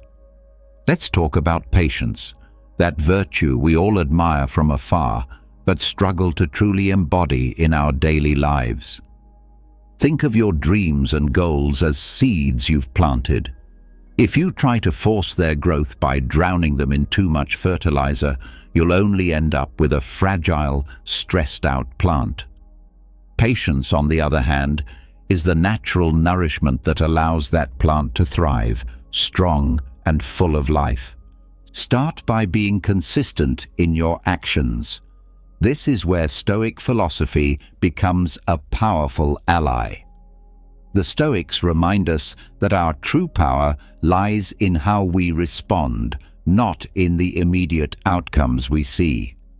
You can do everything right: water your plant, place it in the sun, tend to it lovingly, but if you don't give it the time it needs, it won't bear fruit. So focus on your daily care, give it light, nurture it, and then release the need to stare at it every second, anxiously waiting for the first sprout to emerge. Don't fall into the trap of comparing yourself to others. Every plant has its own rhythm and time to bloom. Comparing your little sapling to a towering oak is both unfair and disheartening. It only breeds frustration. Instead, take pride in your own garden. Celebrate every small sign of growth, every sprout that pushes through the soil. Those little moments deserve to be honored. Every step you take, no matter how small, is a meaningful victory. Never underestimate the importance of these small wins, because they are the building blocks of greater success. Think of them as tiny drops of water forming a river. At first, it may not look like much, but over time, that steady flow becomes an unstoppable current. When it comes to the law of attraction, it's true that our thoughts can magnetize the things we desire. But let's not forget that action plays a critical role. The real magic happens when a positive mindset is paired with consistent effort. So go ahead, dream big, but make sure your actions reflect the same level of intention and patience. Time is not your adversary, it's your partner, as long as you're willing to work in harmony with it. Patience doesn't mean waiting passively. It means staying active, staying committed, even when the results aren't immediately visible. It's about trusting the journey, celebrating your progress, and refusing to measure your worth by how fast you get there. In the end, the journey itself holds more meaning than the speed of the destination. There's a Stoic proverb that perfectly captures this. Patience is not the ability to wait, but the ability to keep a good attitude while you wait. Now let's talk about alignment with the universe. Have you ever felt like the universe is working against you? Maybe your morning started with spilled coffee, then you got stuck in soul-crushing traffic, and just when you thought things couldn't get worse, you realized you left your umbrella behind right as the skies opened up. If that sounds familiar, you might be out of sync with the universe. But don't worry, you're not alone in this cosmic dance. And the good news is, it's something you can realign. Picture your life as a symphony, with the universe acting as the conductor. If you want your melody to be in harmony, you need to be in tune with the maestro. That means trusting that, in its infinite wisdom, the universe is orchestrating everything in your favor, even when your cat spills your documents or your Wi-Fi takes an unexpected break. Everything is unfolding at just the right moment, whether it feels like it or not. So how do you tune yourself back to the universe's rhythm? Start with something simple. Reconnect with nature. Take a walk in the park. Breathe in the fresh air. Watch how the leaves dance with the breeze. It's the universe whispering in your ear, reminding you that you're part of something much larger. You don't need to be a philosopher to appreciate the beauty of the world. You just need to be present enough to notice it. Another powerful way to align with yourself and the universe is through meditation or yoga. Think of these quiet practices as sacred spaces where you can hear the soft hum of the cosmos. Meditation helps you access that inner peace that feels so elusive when daily life is spinning with chaos. Yoga, meanwhile, stretches more than your muscles. It stretches your perspective. Both are like tuning your instrument before the big concert, ensuring that every part of you is in harmony with the larger performance. And finally, never underestimate the power of gratitude. Being thankful for what you already have is like saying to the universe, "Yes, I'm in sync with your frequency." Whether it's your cozy bed, a good friend, or a moment of peace, when you appreciate the little things, you open the door to greater abundance.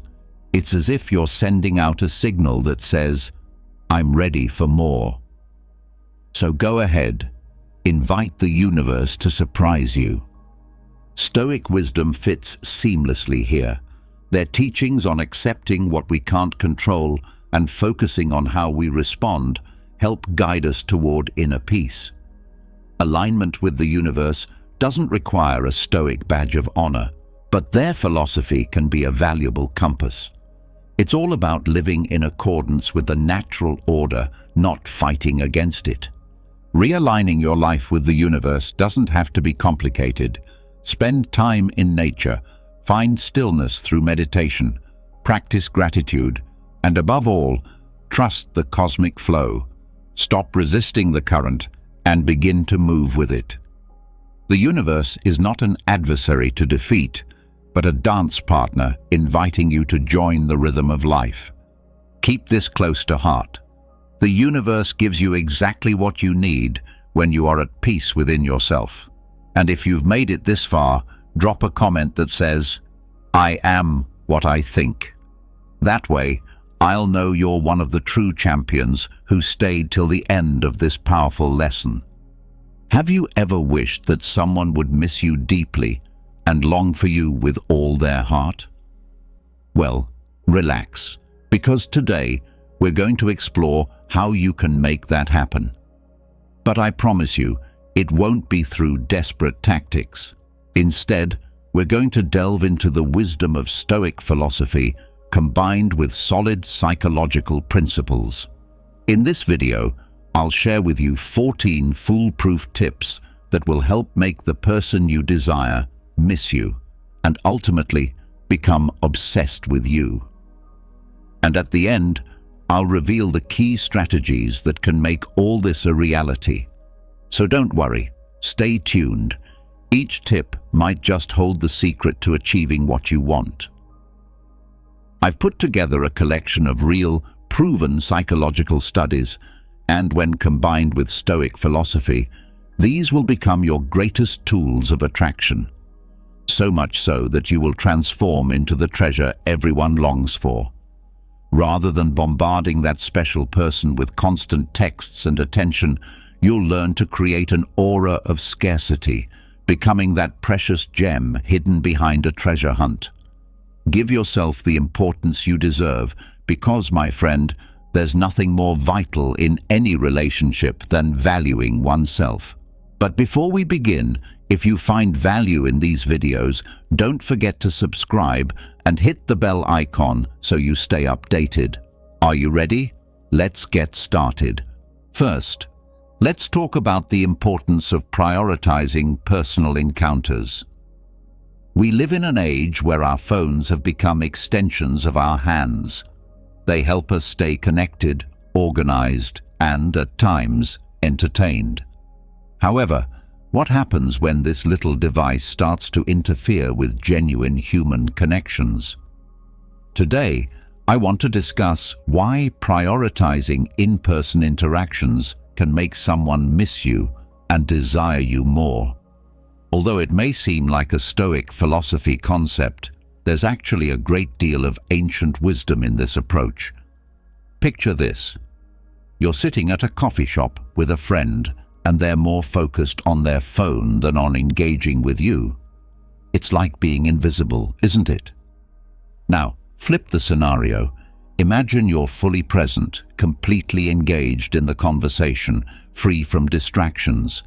The connection is deeper, more authentic, and when the time comes to part ways, that person will miss you, not because of anything extraordinary you said, but because you were genuine and fully present. The key is using your phone as a tool to organize these meetings, not to replace them.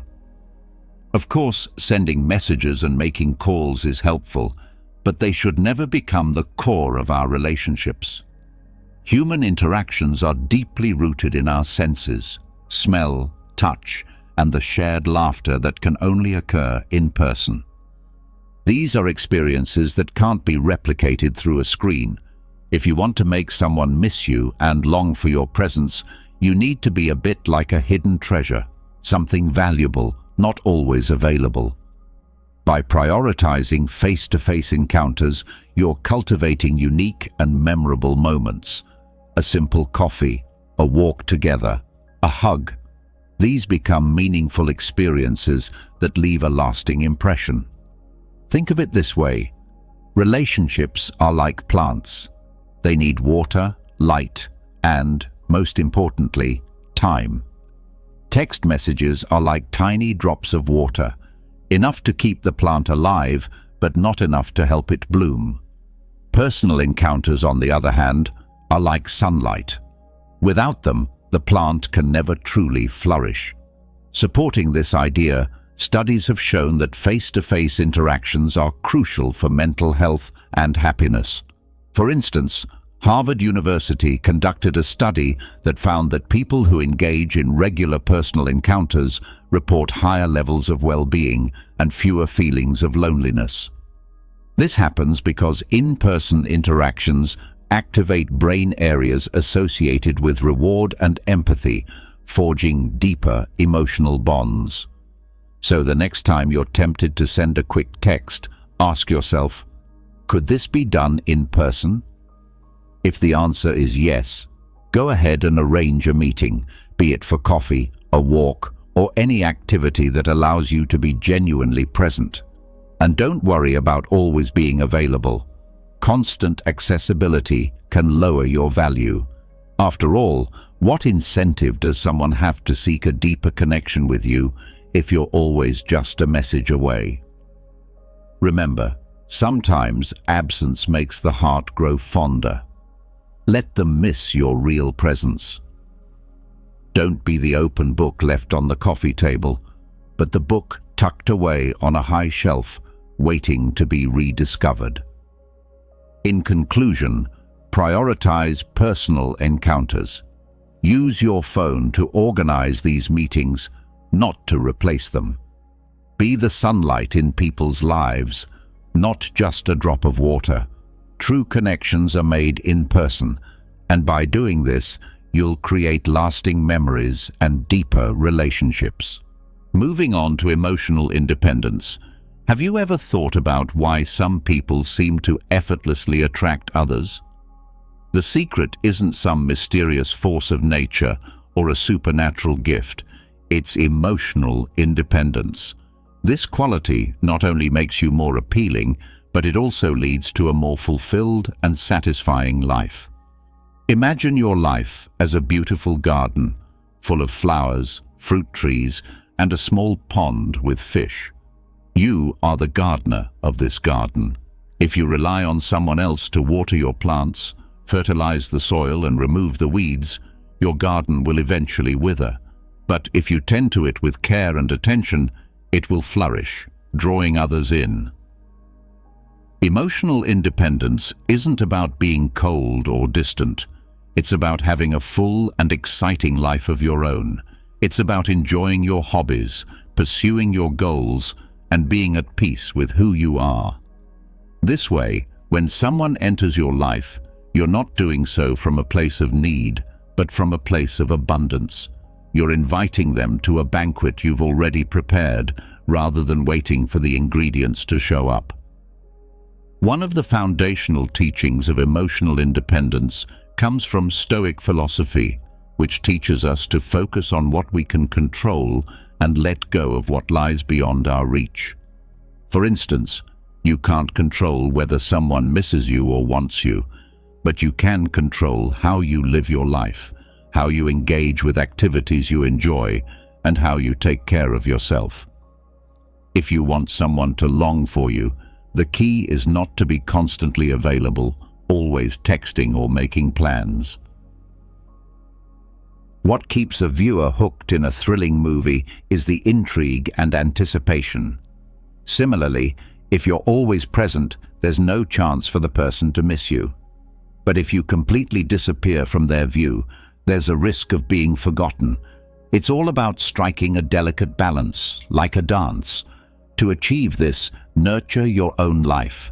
Enroll in that painting course you've always wanted to try, go for a morning run, dive into a book that excites you, and make time to enjoy your own company. Not only will this make you more interesting, but it will also give you a confidence and security that are utterly irresistible, like a subtle yet intoxicating fragrance that lingers after you.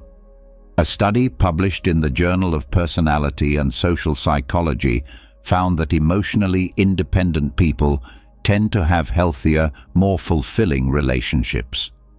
Those with strong emotional autonomy are perceived as more attractive, and they experience less conflict and greater satisfaction in their relationships. Remember, emotional independence is a journey, not a destination. There will be days when you feel vulnerable or needy, and that's okay. What matters is that you continue tending to your garden day after day with patience and care. Emotional independence is the key to a vibrant, fulfilling life and to attracting others from a place of abundance, not need. You are the gardener of your own life, and the more you flourish, the more others will be drawn to you. Always keep in mind this truth. A fulfilling life is built from within, not from the expectations of others. Lastly, let's touch on patience in love. We're often sold the idea of love at first sight, the excitement, the butterflies in our stomachs. But what happens when those butterflies turn into moths that consume our peace of mind? In this tip, I'm going to discuss something we should all practice more of: patience in love. Don't rush into love before you truly know the person. Yes, it might sound boring or even a little stoic, but trust me, it makes sense. Imagine you're at the supermarket. You walk directly to the fruit section and spot a shiny apple. Instantly, you feel excited, pick it up and purchase it without much thought. But when you get home and take that first bite, you discover that the inside is rotten. This is a perfect analogy for love. Often we get swept away by appearances and the emotions of the moment, forgetting the most crucial thing: really taking the time to get to know the person. Building a relationship is like constructing a house. It needs a solid foundation. And how do you create that foundation? It's not rocket science. You take the time to talk, to understand their values, dreams, and fears. A truly intimate connection doesn't develop overnight. It's a process, one that takes patience and care. Ask yourself if you share similar values and visions for the future, because these are the elements that will help the relationship withstand the inevitable storms that come. A study by Stanford University, led by psychologist Carol Dweck, highlights the power of a growth mindset in relationships. According to Dweck, people who approach relationships as a continuous process of growth and learning are more likely to experience success. This mindset encourages you to take the time to genuinely get to know the other person rather than rushing and expecting perfection from the start. Now, let's explore how to make someone miss you and want you. At first glance, this might seem manipulative, but in reality, it's about valuing yourself and establishing your own sense of worth. Think of it like morning coffee. It's more enjoyable when you don't drink it every day. In terms of love, this means maintaining your independence, pursuing your passions, and not becoming an extension of the other person. Give yourself and them space. Don't feel compelled to respond immediately to every message or be available around the clock. By doing so, you not only make the other person appreciate you more, but you also create space to reflect on whether this relationship is truly worth your time and emotional investment. It's not about playing mind games, but about striking a healthy balance. Constant availability can feel suffocating and lead you to be taken for granted. Think of yourself as a good book, one that deserves to be read carefully, not just skimmed. Patience in love is a virtue, one that many overlook, but it can make all the difference between a fleeting romance and a lasting bond. Getting to know someone well before falling in love and maintaining a healthy balance between presence and independence are essential elements in building a solid, intimate relationship. So the next time you feel those famous butterflies in your stomach, take a deep breath and remember that good things take time. As I've said before, true love isn't the kind that comes quickly. It's the one that remains when everyone else has gone. Now let's dive into the concept of the connection bubble. Imagine you're with a special person and suddenly the world around you fades away. The noise dies down and all that matters is the connection between the two of you. This is the connection bubble, a space that not only strengthens the relationship but also creates unforgettable moments that both of you will cherish. So how do you make someone miss you and desire your presence? The answer isn't a magic trick. It's a combination of authenticity and some practical approaches.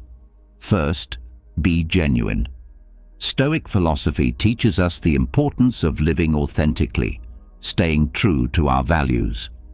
In a relationship, this means being yourself, without masks. Authenticity lays the groundwork for any meaningful connection. When you are genuine, you create space for the other person to be themselves too, which fosters a dynamic of trust and comfort. And you know what's more attractive than anything else? Confidence. The connection bubble isn't created overnight. It's like a dance. Imagine you're on the dance floor with your partner, moving to a rhythm that only the two of you can hear. To keep this dance going, you need to be in sync. This means paying attention to details, actively listening, and responding with empathy. When your partner feels heard and understood, the connection deepens. A study by psychologist John Gottman, an expert on relationships, underscores the importance of emotional attunement. Gottman found that couples who practice attunement, being emotionally present, listening actively, and responding empathetically, are far more likely to stay together. When you apply these principles, you create an environment where the other person feels valued and understood. But how do you get someone to miss you? This is where the balance between presence and absence comes into play. If you're always available, your presence may be taken for granted. Instead, by subtly withdrawing from time to time, you give the other person space to think about you and miss you.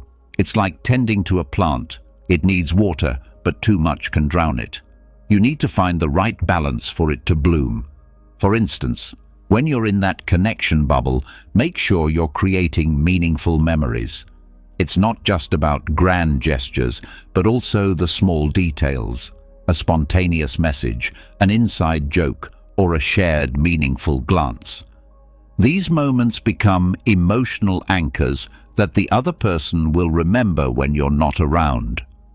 Stoic philosophy also teaches us to focus on what we can control and accept what we cannot. You can't force someone to miss you, but you can be the best version of yourself and create moments worth remembering. At the end of the day, what attracts people most is the quality of the connection they feel with you. To wrap things up, remember that the connection bubble is a sacred space that only the two of you can create. Be authentic, listen closely, and find the balance between being present and giving space. Doing this not only makes someone miss you and desire you, but it also helps build a relationship based on mutual understanding, love, and respect. In case you're not quite getting it, my friend, love is not about possession. It's about connection and shared freedom. The key is being genuine and creating meaningful moments that, while small, hold great significance. This connection bubble will become a safe refuge where they'll always want to return. Lastly, let's explore the power of silence. Have you ever considered just how powerful silence can be? In a world overflowing with noise and constant chatter, we often overlook the potential of what can be achieved through a simple look or a moment of quiet. Perhaps it's time to realize that you don't always need to speak. Sometimes just being there is enough. Think about this. Silence has an undeniable magic. Picture yourself in the middle of a heated conversation where words are flying like bullets. Instead of continuing to argue, you choose to remain silent, observing. That silence isn't empty, it's full of meaning. The exchanged glances in that moment can speak louder than 1,000 words. Now, let's apply this idea to the art of making someone miss you and want you. It may seem complicated at first, but it's simpler than you think if you incorporate a bit of Stoic philosophy and recognize that sometimes absence is far more powerful than constant presence. You've probably heard the phrase, "less is more," and in human relationships, this often holds true. Just like in a recipe where too much salt can ruin the dish, being too present can diminish your value in the other person's eyes.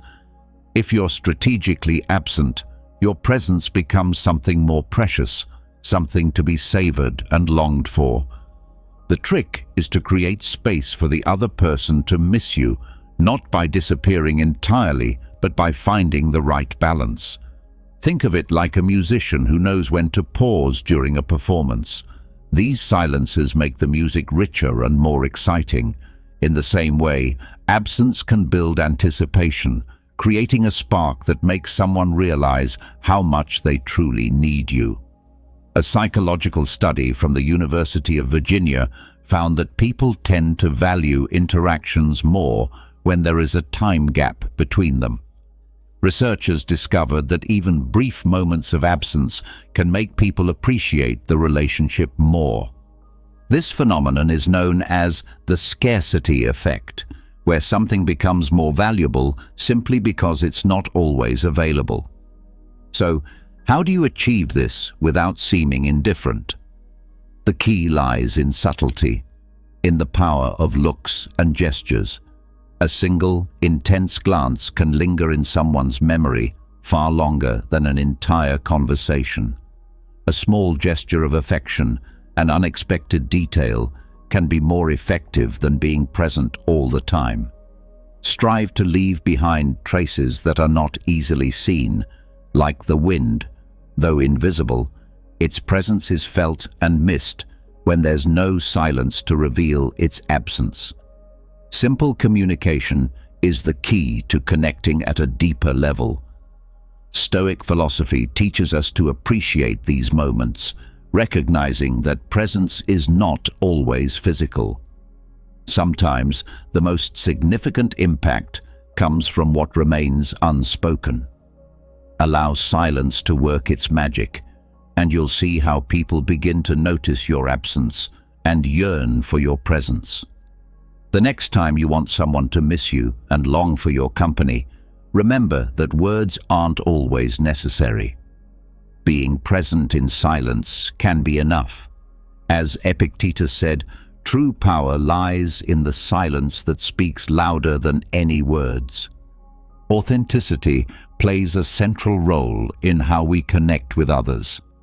Have you ever felt like you're acting in life as though you're playing a part that doesn't fit you? Trying to be someone you're not? Adjusting your behavior and words to fit the desires of others can lead to a significant disconnect. Authenticity and honesty are the foundation of any meaningful relationship. Being genuine is not about being flawless, but about being yourself, embracing both your strengths and your flaws. Imagine being an open book, not one with empty pages where anyone can write their own narrative, but a book filled with adventures and even some darker chapters. Authenticity is about showing your book as it is, without embellishment or removing uncomfortable parts. When you allow yourself to be authentic, you let others truly get to know you and form a genuine connection. You are no longer playing a role or following a script. You are simply being yourself. Honesty is the glue that holds your authenticity together. There's no point in showing yourself as authentic if you are not also being honest with your feelings and thoughts. Honesty isn't just about avoiding lies, but about being transparent, saying what you really feel, even if it's uncomfortable. How do you make someone miss you and want your presence? There are no magic tricks or formulas. The key is to be authentic and honest. When you are transparent about who you are and how you feel, you forge a connection that transcends the superficial. Psychology backs this up. A Harvard study revealed that people who are seen as authentic and honest tend to form more valued and satisfying relationships. Think of authenticity as a recipe for a great dish. When you use quality ingredients and follow the process properly, the outcome is delicious. But if you rush or substitute with poor quality ingredients, the result will disappoint. Authenticity and honesty are the quality ingredients in any relationship. Of course, being authentic and honest doesn't mean being rude or insensitive. It's about striking a balance between expressing yourself and respecting the other person. If you wonder whether this works, the answer is yes. People are drawn to those who are genuine and unafraid to express their true selves. Their authenticity becomes a light that attracts others. So, next time you wish someone would miss you, remember, don't waste time pretending to be someone else. Be authentic, be honest, and watch how the magic unfolds. It's not about impressing others. It's about being truthful, and at the end of the day, people value sincerity above all. As Marcus Aurelius said, authenticity reflects the true beauty of a person. Avoiding seduction techniques is crucial to creating genuine connections. You've probably heard countless times about infallible techniques to win someone over. They promise that if you do this or that, the other person will be at your feet. But that's all a myth. Seduction techniques are like cheap paint on a wall. They might look attractive for a while, but over time, they fade and reveal the truth. If you want someone to miss you and desire your presence, start by being authentic. Stop pretending to be a character in a soap opera. Following pre-established seduction techniques is like wearing a Halloween costume. You might fool some people for a while, but eventually the facade will crack. Picture yourself on a first date, using rehearsed lines and behaving in a way that doesn't even feel like you. It may work temporarily, but who wants to be with someone who isn't genuine? Stoic philosophy teaches us to live according to our true nature and be authentic with ourselves. If you pretend to be someone you are not, the facade will inevitably fall. There is nothing more attractive than someone who is genuine and unfiltered. So, how do you make someone miss you and want your presence without resorting to cheap tricks? The answer is simple. Be yourself. Authenticity always wins. When you show up as you are, you create a real, lasting connection. It's not about saying the right things or making the right moves. It's about being vulnerable and real. A study by psychologist William Swan, known as the self-verifying theory, found that people are drawn to others who show their true identity and are recognized and appreciated for it. Being authentic isn't just more satisfying, it's also more effective in forming meaningful, lasting connections. To connect with someone in a true way, leave behind the masks and techniques. Share your thoughts and feelings honestly, and don't be afraid to show your vulnerabilities. They are what make you human, and therefore attractive. Ask genuine questions, listen attentively, and create a space where both of you can share and grow. This kind of connection will make the other person think of you when you're not around. Remember, the key to being missed and desired isn't in artificial seduction techniques, but in authenticity. Let go of the tricks and masks and show up just as you are. Only then will you create a relationship that is truly meaningful and worth having. As Seneca wisely said, there is no greater seduction than the naked truth of who you truly are. True communication of freedom is a liberating experience. There's nothing more magical than feeling free to be yourself, and that feeling can be fostered in a relationship where you are encouraged to be authentic.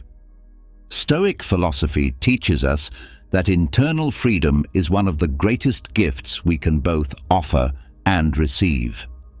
But how do we communicate this freedom to another person? First, make it clear that you are free with them. There's nothing more attractive than the feeling of being accepted for who you truly are. Think of it like taking off your shoes after a long day. It's an immediate feeling of release. Similarly, offer that same freedom to the other person. Allow them to shed their masks and be their true selves. It may sound idealistic, but freedom is about living in the present moment, without judgment of the past or worrying about the future. Psychology supports this idea as well. A study by the University of Rochester found that relationships where individuals feel free and autonomous are much more satisfying. According to the researchers, when people feel they can be themselves and their choices are respected, they experience greater well-being and a deeper connection with their partners. If you're wondering how to make someone miss you and want your presence, the answer lies in offering freedom. Don't obsess over every message or measure the value of your relationship by the frequency of communication. Instead, create a safe space where the other person can truly be themselves. Imagine being an oasis in the middle of a desert, a place where someone can recharge and find peace. That, my friend, is irresistible. And don't worry about past baggage. Let it stay where it belongs, in the past. Focus on what you can share now, creating genuine moments that will be remembered. When you focus on the present, you create meaningful experiences that stay with the other person.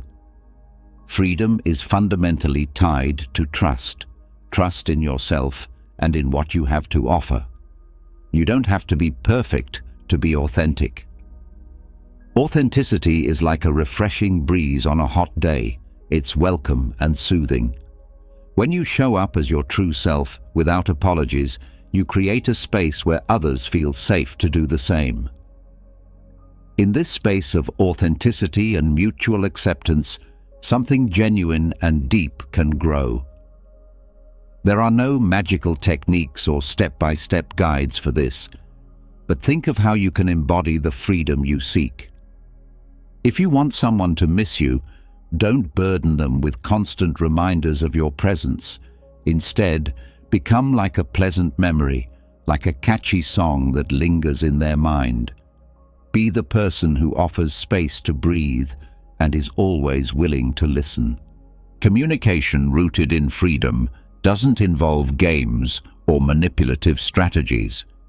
It's about creating an environment where both individuals can truly be themselves, enjoying the present without being weighed down by the past. The true essence of connection lies in trusting the authenticity of what you share with one another. Freedom, at its core, is the greatest attraction you can offer. Remember this: there is no greater freedom than to be fully yourself in the company of another. This freedom is the key to establishing a genuine and lasting connection. When it comes to desire, the idea is not about forcing it, but allowing it to naturally grow. Think of the plant you water and care for. If you keep giving it constant attention without letting it breathe, it may eventually wilt. Desire in relationships works the same way. Sometimes less is more. Giving someone the space to miss you is essential. It's not about disappearing entirely, but rather about offering them a break, so they can feel your absence and long for your presence. Imagine you're the star of an amazing movie. If people watch it repeatedly without pause, the excitement will eventually fade. The same happens in relationships. Constant contact can dull the mystery and excitement that keep things fresh. The key is balance. Let the relationship breathe. Don't always be available. If your presence is always at their fingertips, they may take it for granted. Think of yourself as a fascinating book, something to savor in small doses, not something to devour in one sitting. Stoic philosophy encourages us to seek moderation in all things, and this principle is valuable in relationships as well. It's not about playing games, but rather about maintaining a sense of mystery and individuality. Research by psychologist Sandra Murray at the University of Buffalo supports this idea, showing that couples who maintain a sense of independence within their relationship report higher satisfaction and desire. A little distance, she finds, gives people space to reflect on their partner and appreciate their presence more. It's also crucial to cultivate your own interests and passions. This not only makes you more attractive, but gives you something to talk about when you meet. When you're not together, The other person will not only miss you, but will also miss hearing about the interesting things you do. Maintaining independence is essential. No one wants to be with someone who depends entirely on the relationship for their happiness. You must continue growing as a person, pursuing your own goals and ambitions. This principle is deeply embedded in Stoic teachings about self-sufficiency and self-discipline. Physical space is equally important.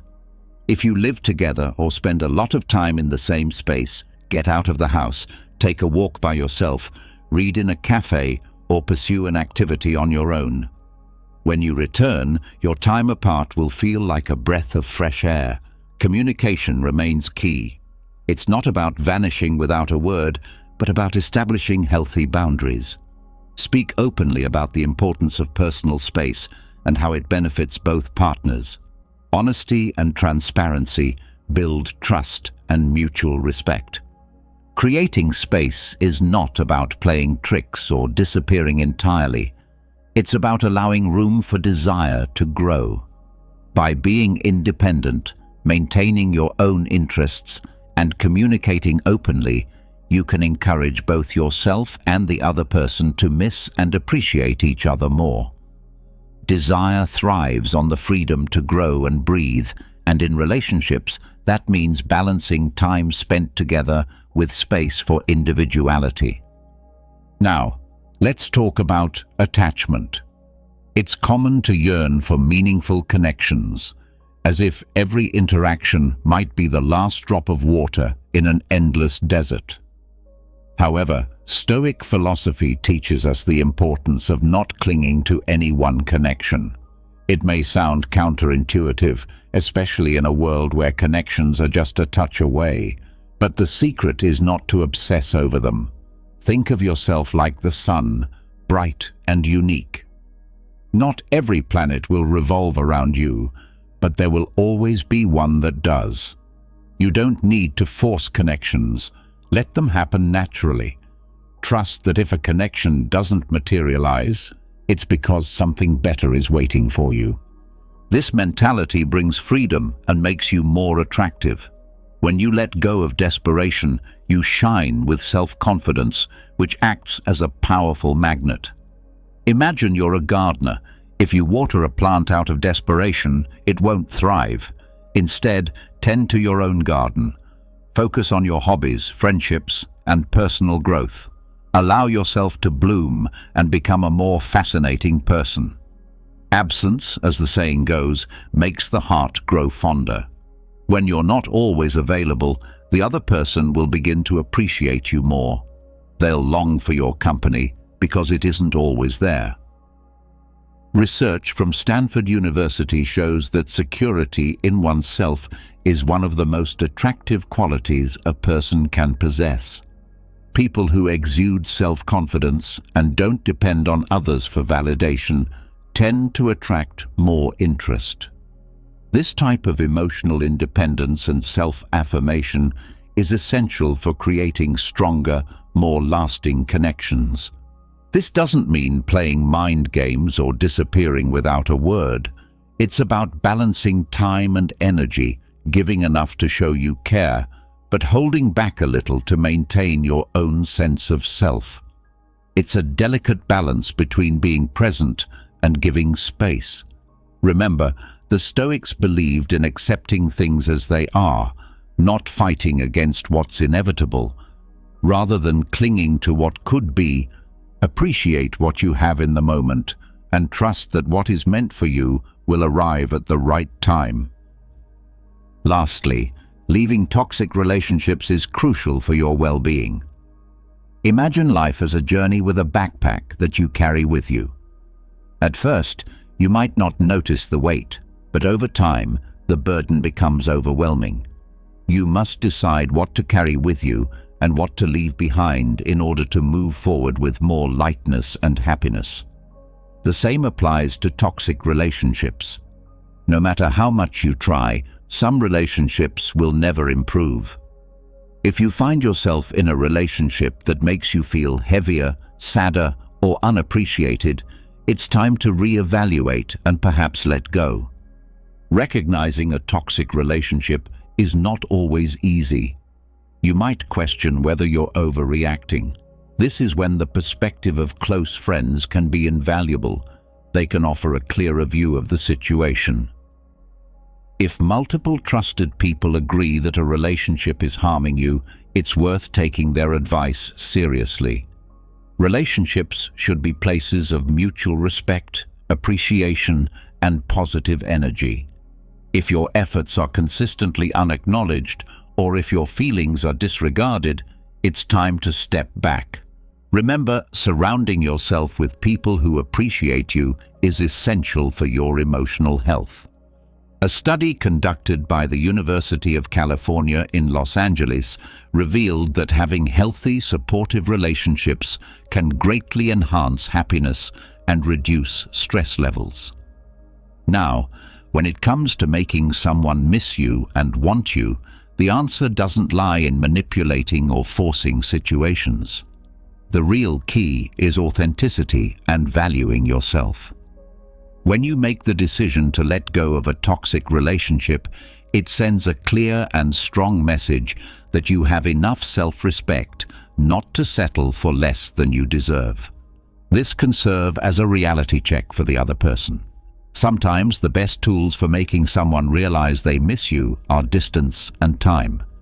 To make someone miss you, first, you must learn to enjoy your own company. Dedicate time to your hobbies, explore new activities, and surround yourself with positive people. Work on your personal growth. Stoic philosophy teaches us to find peace within ourselves and not to rely on external circumstances for our happiness. By focusing on your own development, you naturally become a more attractive person, not just to others, but to yourself as well. Letting go of toxic relationships is also an act of self-love. Though it is challenging, it is essential for your emotional well-being and growth. Learn to value yourself, seek support from your friends, and make sure to surround yourself with people who truly appreciate you. By letting go of what no longer serves you, you make space for what you truly deserve. Next, let's talk about the power of positivity. Have you ever wondered how to make someone miss you? No, we're not talking about becoming a love magician, but rather becoming a person so positively magnetic that others simply want to be around you. You should aim to be like that morning cup of coffee that everyone needs to start the day with a smile. That is the kind of energy you should evoke in the people around you. But how can you achieve this without seeming forced or unnatural? The answer lies in adopting a Stoic philosophy, combined with a sense of humor and a great deal of positivity. This approach not only works, but it is also highly effective. Being a positive person doesn't mean you ignore problems or live in a fantasy world. Instead, it means facing life with resilience and optimism. When you can see the glass as half full and inspire others to do the same, people will be naturally drawn to you. Positivity, like sunlight, is something everyone gravitates toward, although they might not want it constantly. The key is balance. If you manage to keep a cheerful and calm demeanor even in difficult times, people will be attracted to you because you radiate peace and well-being. This is one of the fundamental teachings of Stoic philosophy, maintaining inner peace regardless of external circumstances. A study conducted by the University of California in 2008 showed that people with a positive attitude and those who practice optimism are more likely to form stronger and more satisfying interpersonal relationships. This research underscores how positivity not only improves our personal well-being, but also strengthens our bonds with others. Now, let's move on to the role of humor. Having a sense of humor doesn't mean being the clown of the group, but rather it means being able to laugh at yourself and at the little, unimportant things. Humor is a powerful tool for breaking the ice and forming genuine connections. For example, When faced with a setback, instead of complaining, find the humor in the situation. Laughter is contagious and can lighten the mood, making people associate your presence with positive experiences. A useful technique here is to adopt what we might call strategic lightness.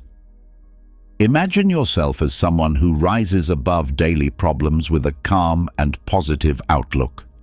This approach will not only help you maintain a good mood, but will also attract others who desire that same lightness in their own lives.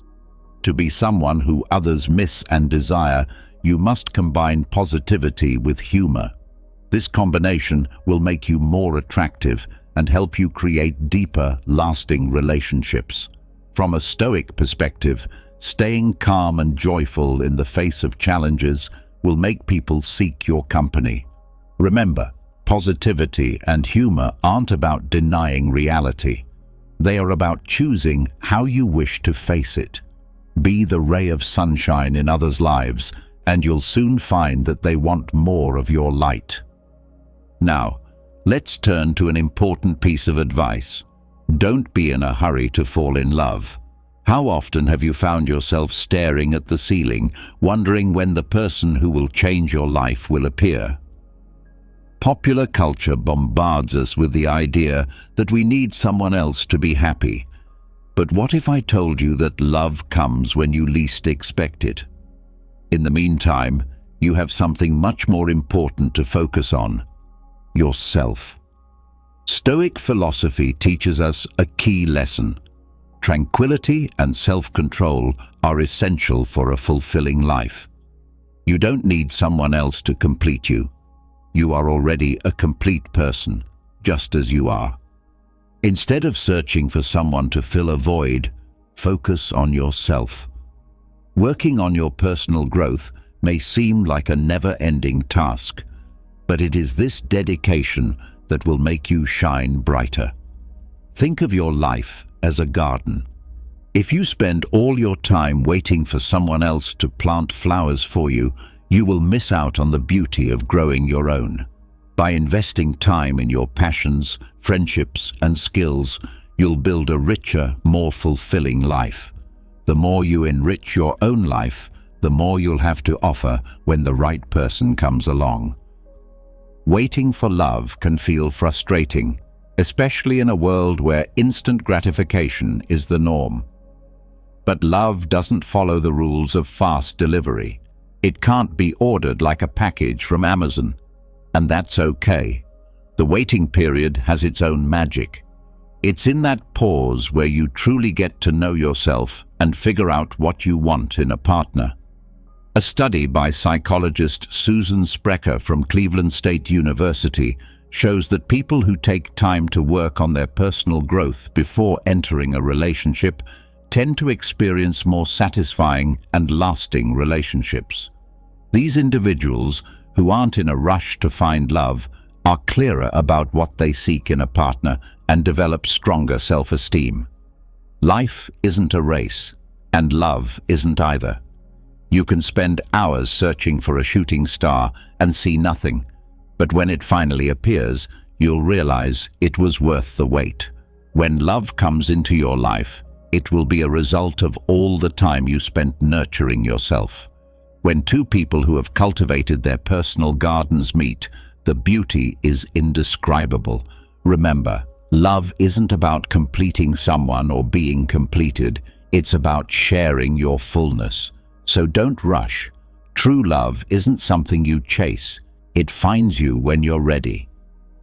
Finally, let's talk about the value of friendship and mutual support. Have you ever thought about how to make someone miss you? There's no magic trick, but there is something often overlooked: the importance of friendship and mutual support. In a world where relationships seem fleeting, a strong foundation of friendship can be the key to building lasting, meaningful connections. Often we focus too much on passion, chemistry, and the fireworks that occur at the start of a relationship. But what happens when that initial spark fades? This is where friendship becomes essential. A deep, authentic friendship doesn't just keep the flame alive, it provides the support necessary for any relationship to thrive. Imagine your relationship as a house of cards. The passion and attraction are like the delicate cards placed on top, fragile and vulnerable to the smallest disruption. On the other hand, friendship and mutual support form the solid foundation of the structure, much like the sturdy base of a house of cards. Without this strong base, the entire structure would collapse at the slightest gust of wind. From the very beginning, I promised to provide you with a series of infallible recommendations. Pay close attention to them, and feel free to revisit this video as many times as you deem necessary. Now let's talk about how to build a solid friendship that will make someone miss you and desire your presence even more. Here are a few simple yet effective steps you can follow. First, become a good listener. While we all enjoy talking, listening is an art in itself. Show genuine interest in what the other person has to say and pay close attention to their words. It's in the little details that we demonstrate our care for others, and this helps to create a deeper and stronger bond. Second, share your interests and passions. Stoic philosophy teaches us that true contentment comes from within and not from depending on others for our happiness. Share the hobbies, books, and movies that inspire you. Doing so helps create common ground and fosters a sense of connection and understanding. Third, provide support in difficult times. Life isn't always smooth sailing, and when someone faces hardships, being there for them in their darkest moments creates a unique bond. It is during these challenging times that the strength of your relationship will truly be tested. Fourth, be authentic. Never try to be someone you're not. Authenticity is not only attractive, but it also builds a foundation of trust. By being true to yourself, you open the door to finding someone who values and loves you for who you really are. This idea is not just based on common sense. Research supports the importance of authenticity and friendship in relationships. Studies conducted by John Gottman, a renowned psychologist and relationship expert, reveal that couples who prioritize and value friendship in their relationships experience greater happiness and have marriages that last longer. In fact, Gottman found that 70% of marital satisfaction can be attributed to the quality of the friendship between partners. This reinforces the notion that a solid foundation of friendship not only strengthens the relationship, but also increases the chances that both partners will miss each other and desire each other more. A relationship grounded in friendship and mutual support is like a fine wine. It only gets better with time. Passion and chemistry may ignite at the beginning of a relationship, but it is the strength of the friendship that will keep it enduring and strong. So, if you want someone to miss you and want you, focus on building a deep and meaningful friendship and be a constant source of support for them. Life can be complicated and chaotic, but with a solid foundation of friendship, any relationship can withstand the storms.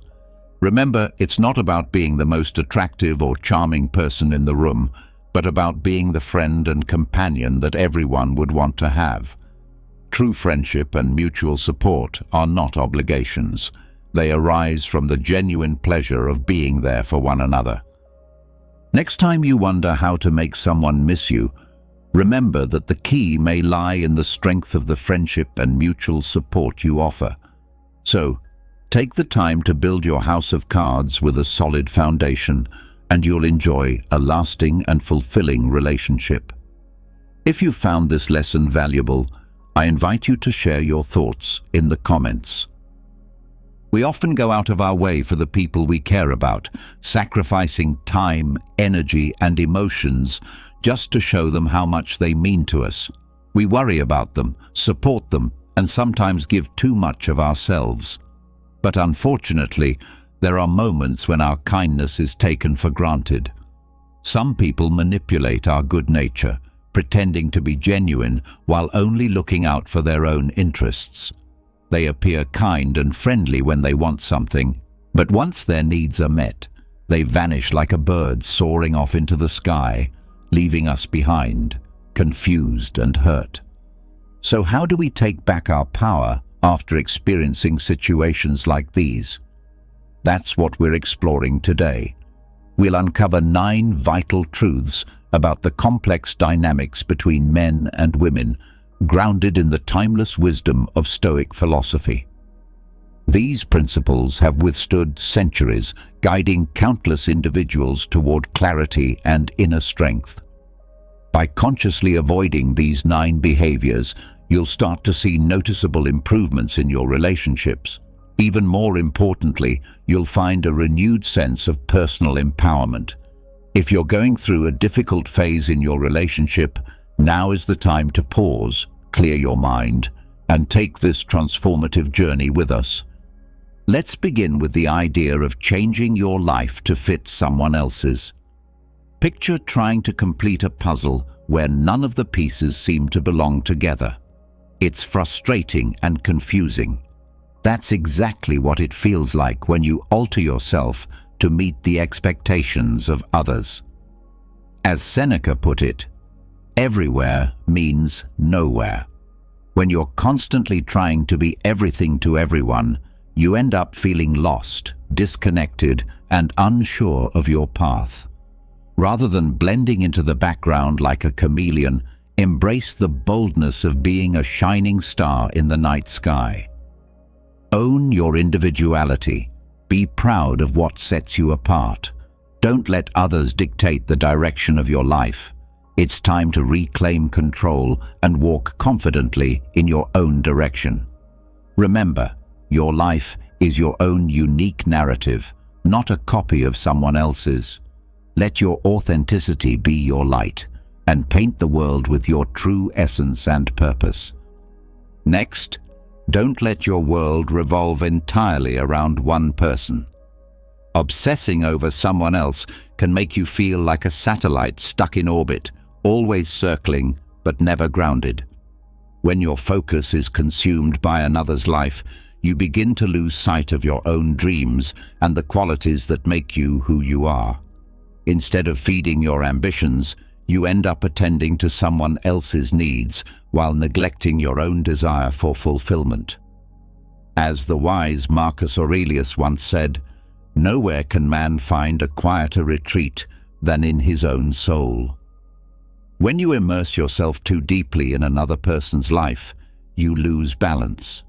You slip into the background, diminishing your self-worth. Break free from that gravitational pull. Stop orbiting their world. Don't let anyone compromise your mental well-being or steal your happiness. You are not a side character in someone else's script. You are the star of your own journey. Never forget that, and never allow anyone to dim your inner light.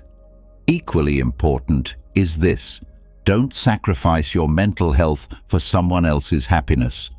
Prioritizing another person's needs over your emotional well-being is like handing over your flashlight in the middle of a dark forest.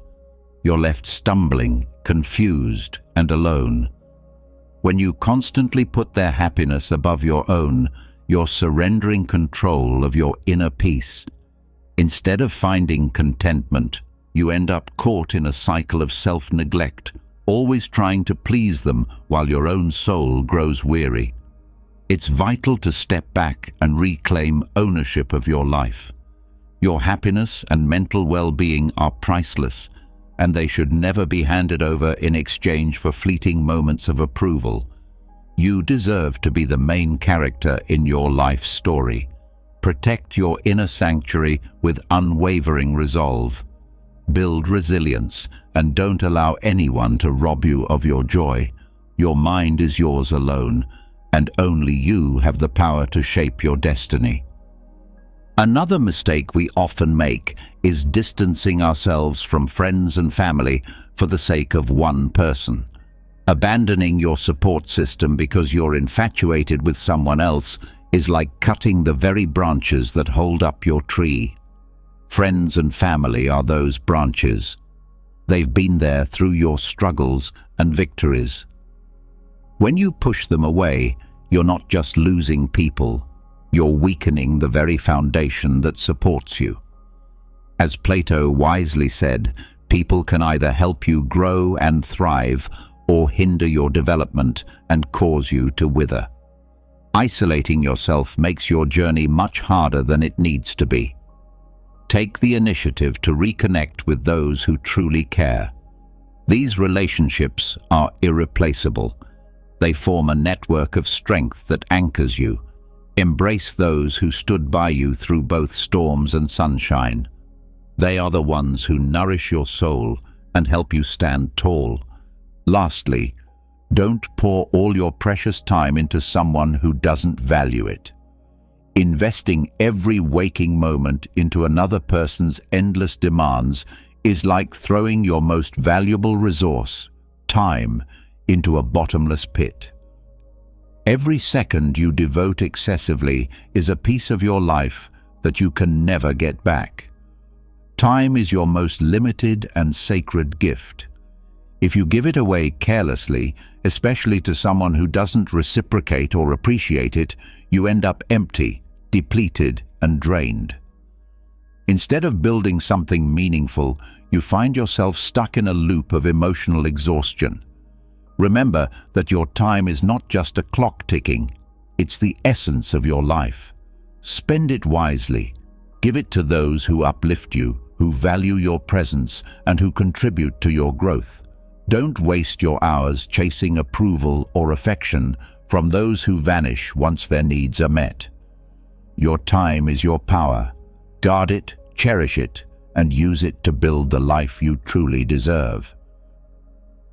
When you devote yourself excessively to someone or something, you're surrendering a part of your life that you can never retrieve. Time is constantly slipping away. Don't squander it. Time is your most precious possession, not an infinite currency that can be exchanged on demand. As the wise Checker once observed, the problem isn't that life is too short, but that we waste much of it. By handing all your time to another person, you're giving away the most vibrant and meaningful moments of your existence. Remember, your time is solely yours. It does not belong to anyone else. Don't allow your entire life to revolve around others. Seek balance. Invest your time with care. Treat it like a rare treasure and pour it into efforts that ignite your passion, that nurture your personal growth, and that bring you genuine satisfaction. Always remember, you are the one who holds authority over your own time. Do not let it be wasted on someone who may never truly understand or value its worth. There is no need to reveal every detail of your past, especially the painful parts. Sharing your complete past with someone is like opening up the deepest chambers of your heart and soul. It means exposing every hidden struggle and challenge that helped shape who you are today. These intimate and difficult experiences are a sacred part of your personal journey. They are the trials that you alone have endured and conquered. You don't owe it to anyone to lay them all bare. Revealing everything could invite judgment or turn those moments into casual entertainment for others.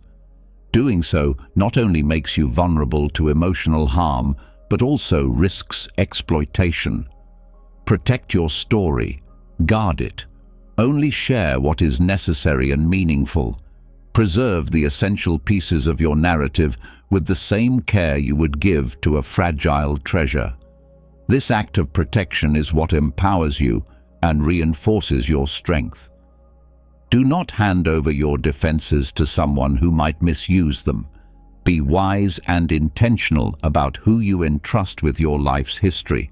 It is yours alone. It's not meant to be offered up just to satisfy someone's fleeting curiosity. Your story deserves more reverence than that. Don't compromise yourself just to satisfy others. Agreeing to do things that don't resonate with you is a quiet betrayal of your own joy. It's like trading the passions that once lit up your soul for tasks or interests that leave you feeling empty. Marcus Aurelius once said that the happiness of your life depends on the quality of your thoughts. When you are pushed to act in ways that oppose your authentic desires, it's natural to feel an unsettling discontent, as if you are drifting further and further from your true path. But it doesn't have to be this way. It's time to break free from the endless cycle of pleasing others. Instead of always saying yes, embrace the power and clarity that comes with saying no. Reclaim ownership of your time and your decisions. Life is not a performance where you must constantly earn the approval of others. It's about being real, about choosing authenticity. Stay true to who you are, even when it feels hard. Listen to your inner voice. If something feels off, have the courage to walk away. Your life is your own to shape. It is not just a background story in someone else's drama. You are the main character, the hero of your own tale. Now is the time to step into that role fully and live by your own values, on your own terms. Do not allow fear of being alone to dictate your choices. When you make decisions out of fear, especially the fear of loneliness, it's like navigating through darkness without a guiding light. Fear, when left unchecked, can lead you down roads you were never meant to travel. But remember, being alone is not the same as being lonely. As Aristotle wisely pointed out, understanding yourself is the beginning of all wisdom. Use your time alone as an opportunity to go deeper into your soul. Embrace your unique identity. Spend quality time with yourself. Learn to enjoy your own presence. Discover the inner riches that lie within you. The more connected you become with yourself, the more prepared you are for meaningful relationships. When you finally choose to share your life with someone, it won't be out of desperation. It will be because that person complements your joy and enhances your existence. Value yourself. Don't fall into the trap of letting fear rule your life. The journey of self-discovery must be lit by the flame of courage. Let that courage guide you toward a life filled with fulfillment and real, heartfelt connections. Don't forget to pause and celebrate the small victories. In the chaos of life, while trying to meet expectations and please others, we often overlook our own growth. Yet every step forward, no matter how tiny it may seem, deserves to be acknowledged. Picture your life as a long journey. With each step, you're getting closer to your dreams. Think about all the small triumphs along the way. They are like markers, proof of your strength, your resilience, and your determination. Epictetus wisely said to never rely on the admiration of others. So take a moment to acknowledge your own progress. Celebrate what you've achieved, no matter how insignificant it might appear to others. Appreciate the late nights, the hard work, the doubts you've conquered. Every single success, big or small, is a testament to your endurance and your growth. Embrace them, cherish them. Let these quiet victories remind you of how far you've come and how strong you truly are. It is not solely about reaching a final destination. It is about embracing every bend in the road, every success, and every stumble along the way. Let us raise a toast to the path we are on, finding joy not just in the outcomes, but in the moments, the lessons, and the beauty of the process itself. As we draw this part of our journey to a close today, take a moment to reflect on the incredible power that lies in your choices and the unmatched beauty of accepting and embodying your true self. You carry within you the strength and the wisdom to make decisions that align with your deepest truths, even when they diverge from what others expect of you. As life unfolds with its unpredictable twists and turns, keep your focus on cultivating inner virtues: wisdom to see clearly, courage to act rightly, justice to treat others fairly, and self-control to remain grounded. These are not mere ideals.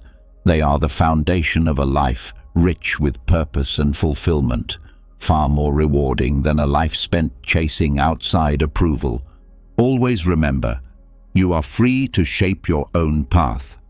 Celebrate your individuality and write a life story that is rooted in your own principles and beliefs. There is no need to compromise your integrity or sacrifice your well-being for the sake of pleasing others.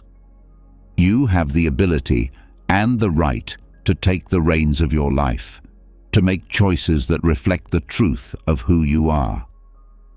The Stoics taught us that real freedom comes from within, from knowing that while we cannot control everything, we do control our thoughts and actions.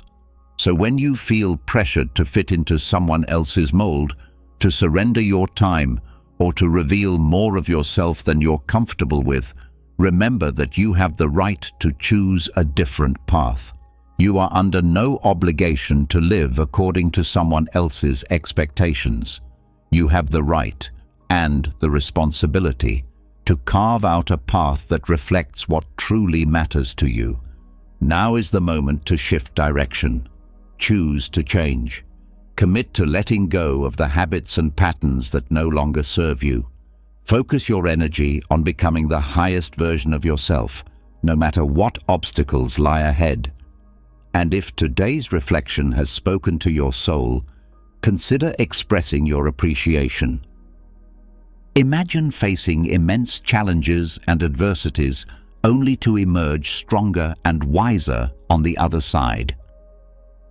What if you could tap into an ancient source of wisdom to guide you through life's trials today? Let's explore the teachings of Marcus Aurelius, a great Roman emperor and philosopher, and discover how his timeless wisdom can help us build resilience and inner strength when faced with adversity. Marcus Aurelius, despite being one of the most powerful men of his time, encountered countless struggles, from political upheavals to personal losses. Amid these challenges, he wrote his deeply introspective and insightful book, Meditations, as a way of self-improvement and reflection. His personal thoughts have inspired countless people over the centuries, providing guidance on how to live a virtuous and fulfilling life. In today's fast-paced and uncertain world, resilience and inner strength are more essential than ever. We are constantly faced with changes in our careers, relationships, and personal lives. What if we could learn to navigate these changes with grace and wisdom, turning adversity into an opportunity for growth and self-discovery? This is where Marcus Aurelius's Meditations can help. As a philosopher and historical figure, he emphasized the importance of cultivating inner virtues and practicing self-control. By focusing on what we can control, our thoughts, emotions, and actions, we can overcome external circumstances and maintain balance and serenity. In essence, Stoicism teaches us to be the architects of our own happiness and well-being, no matter the challenges we face. In this video, we'll dive into 10 timeless life lessons from Marcus Aurelius that will help us build resilience and inner strength. These lessons offer practical advice for dealing with difficult situations and will inspire us to develop a more resilient mindset in daily life. By applying his wisdom, we can become better equipped to deal with adversity, grow from our experiences, and ultimately live a more fulfilling life. As we journey through these lessons, we'll explore the importance of controlling our thoughts and perceptions, accepting what we cannot change, focusing on the present moment, cultivating humility and empathy, and much more. Whether you're facing personal or professional setbacks or seeking guidance on living a more balanced life, Marcus Aurelius's teachings can serve as a powerful source of wisdom and inspiration. Lesson 1. Control your perception. Everything we hear is an opinion, not a fact. Everything we see is a perspective, not the truth. Our perception of the world shapes our reality, influencing how we react to situations, interact with others, and ultimately feel about ourselves. By recognizing that our reactions are based on our perspectives, we can let go of the urge to control what's beyond our reach. A useful technique for cultivating this mindset is detachment. Detachment involves recognizing the impermanent nature of life, understanding that everything is subject to change.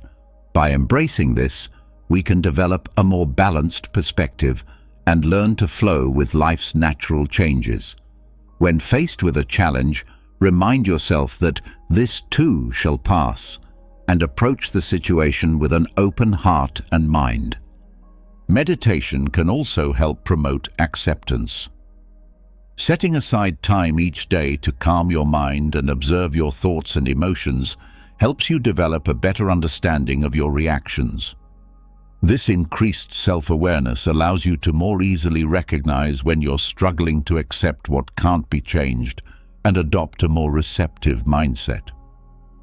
Learning to accept the things we cannot change is essential for building resilience and inner strength.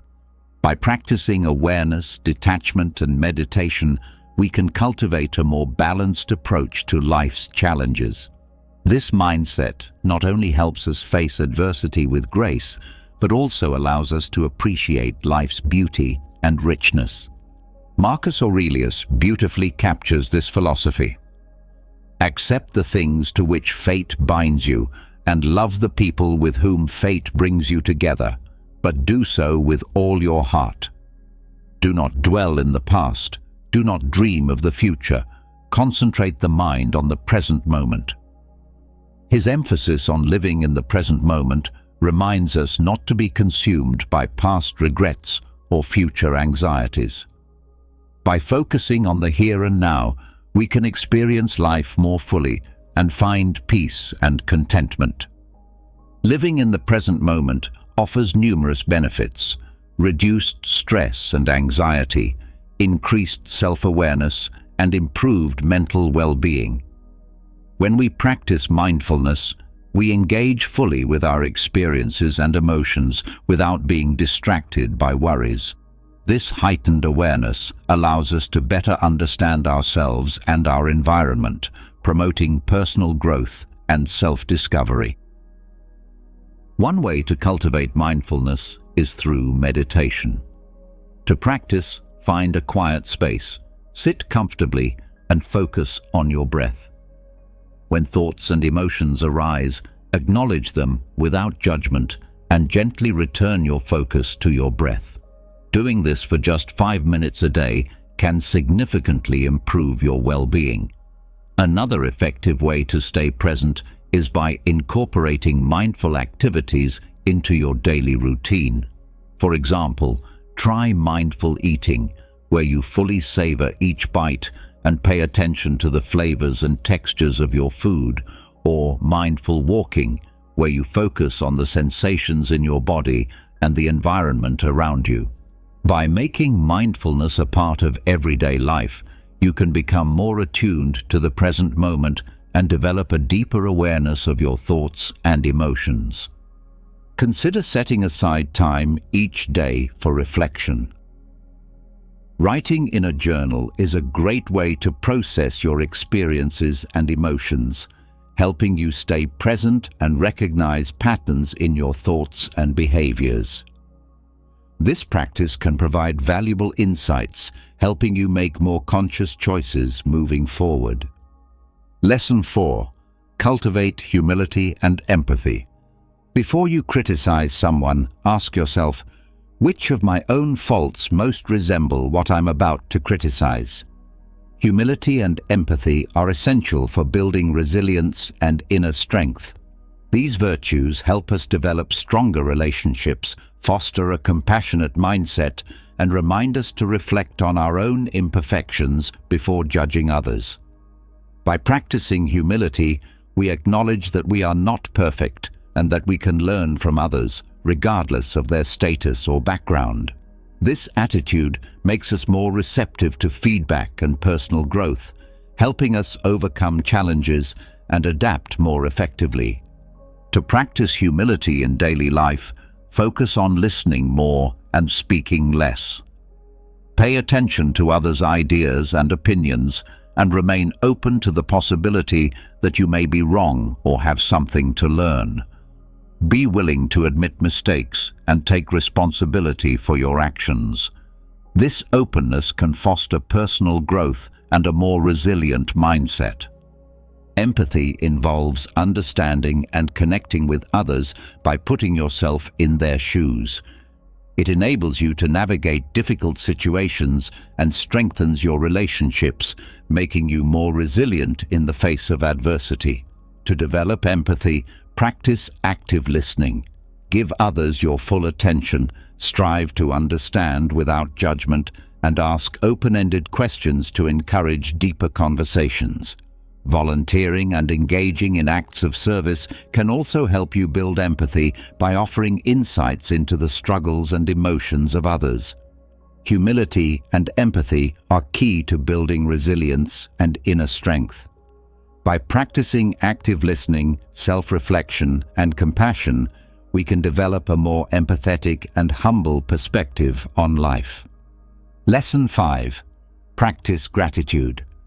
When you wake up in the morning, remember how precious the gift of life is: breathing, thinking, enjoying, and loving. Marcus Aurelius reminds us of the power and importance of gratitude. By focusing on our blessings and appreciating the beauty of life, we can cultivate a more positive mindset and build resilience in the face of challenges. Studies show that expressing gratitude regularly leads to increased happiness, better mental health, stronger relationships, and even improved physical health. Grateful people tend to experience lower stress and anxiety levels and are better equipped to handle difficult situations. To integrate gratitude into your daily life, start a gratitude journal. Each day, write down 3 things you're grateful for, no matter how big or small. This simple practice helps shift your focus from negative thoughts to positive ones, allowing you to recognize the good things that often go unnoticed. Another way to practice gratitude is by expressing appreciation to others.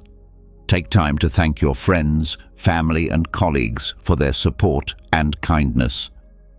Acknowledging the value of their contributions not only strengthens your relationships, but also reinforces your sense of gratitude.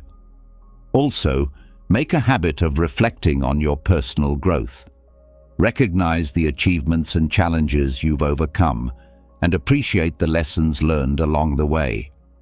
By focusing on the journey you've traveled, you can cultivate a deeper sense of gratitude for the experiences that have shaped you. Paying attention to the present moment also plays a crucial role in developing gratitude. Notice small joys and pleasures, like the warmth of the sun or the laughter of a loved one, and savor these moments. Practicing gratitude in this way helps you appreciate life's simple gifts, enhancing your overall well-being and building resilience. Lesson 6. Embrace adversity as an opportunity for growth. The impediment to action advances action. What stands in the way becomes the way. In this powerful lesson, Marcus Aurelius teaches us to see adversity not as an insurmountable obstacle, but as an opportunity for personal growth and self-development. By shifting our perspective on challenges and setbacks, we can cultivate greater resilience and inner strength, allowing us to embrace the growth that adversity offers. Challenges provide avenues for personal growth in various ways, such as helping us build new skills, gain valuable experience, and learn more about ourselves and our abilities. Overcoming adversity can also boost our self-confidence as we recognize our capability to face difficult situations and emerge stronger. To reframe adversity as a growth opportunity, start by adopting a growth mindset. The belief that our abilities and intelligence can be developed through dedication and hard work. When confronted with a challenge, ask yourself what skills or knowledge you can gain from the experience and how it can help you become a better, more capable person. Another helpful technique is to practice reframing negative thoughts. When facing a difficult situation, try to identify the negative thoughts that arise and consciously transform them into positive, empowering statements. For example, if you think, "I'll never be able to handle this," reframe it as, "This is a challenging situation, but I can learn and grow from it." You can also draw inspiration from the lives of others who have overcome adversity. Research famous figures, read biographies, or listen to podcasts about individuals who faced significant challenges and turned them into stepping stones for success. These examples serve as powerful reminders of the growth potential present in every obstacle. Lastly, consider seeking support from friends, family, or professionals when facing adversity. Surrounding yourself with a support network can offer valuable encouragement, advice, and fresh perspectives, helping you see challenges as opportunities for growth rather than insurmountable barriers. Embracing adversity as a growth opportunity is key to building resilience and inner strength. By adopting a growth mindset, reframing negative thoughts, seeking inspiration, and relying on support from others, we can view challenges as chances to learn, grow, and become better versions of ourselves.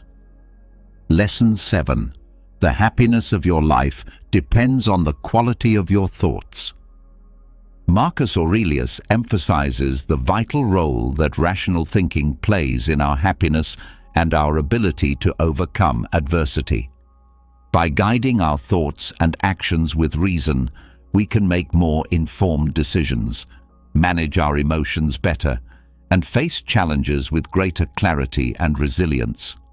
Rational thinking helps us assess situations objectively, identify potential solutions, and weigh the pros and cons of each option. By approaching challenges logically, we can minimize the influence of impulsive emotions such as fear or anger, which often cloud our judgment and lead to poor decisions. To develop rational thinking, practice critical thinking skills. This involves questioning assumptions, evaluating evidence, and considering alternative viewpoints. When faced with a difficult situation, step back and ask yourself what assumptions you might be making, whether there's enough evidence to support your beliefs, and if there are alternative solutions you may have overlooked. Another way to cultivate rational thinking is through regular self-reflection. By periodically examining our thoughts, beliefs, and actions, we can gain a deeper understanding of our motivations, biases, and thinking patterns. This self-awareness helps us recognize when our thoughts might be influenced by emotions or false assumptions, allowing us to shift toward a more logical approach. It's also essential to practice emotional regulation, as strong emotions can interfere with rational thinking. Techniques such as mindfulness meditation and deep breathing exercises can help manage emotions more effectively, creating the mental space needed for clear and logical thinking. Lastly, seek opportunities to enhance your problem-solving skills. Engage in activities that challenge your mind, like solving puzzles, playing strategy games, or participating in debates. These experiences can strengthen your logical thinking abilities and improve your capacity to face adversity with reason and clarity. Guided by reason, we can approach life's challenges with greater clarity and success. By practicing critical thinking, engaging in self-reflection, managing emotions, and honing problem-solving skills, we can develop a rational mindset that supports our resilience and growth. Lesson 8. Cultivating inner peace. Marcus Aurelius reminds us that the quality of our thoughts greatly affects our emotional state and inner peace. Cultivating inner peace is essential for building resilience and maintaining emotional balance, as it helps us face challenges more effectively while preserving a sense of calm. Inner peace is important for several reasons. First, it enables us to manage stress and anxiety more effectively. When we are at peace with ourselves, we can handle life's pressures and uncertainties with greater ease.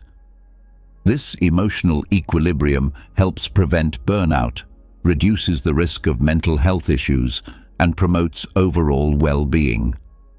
Second, inner peace allows us to think more clearly and make better decisions. When our minds are not clouded by emotional turmoil, we can approach challenges with greater clarity and focus. This enables us to develop more effective solutions and strategies. One way to cultivate inner peace is by engaging in activities that bring joy and relaxation, such as spending time in nature, dedicating yourself to hobbies, or connecting with loved ones.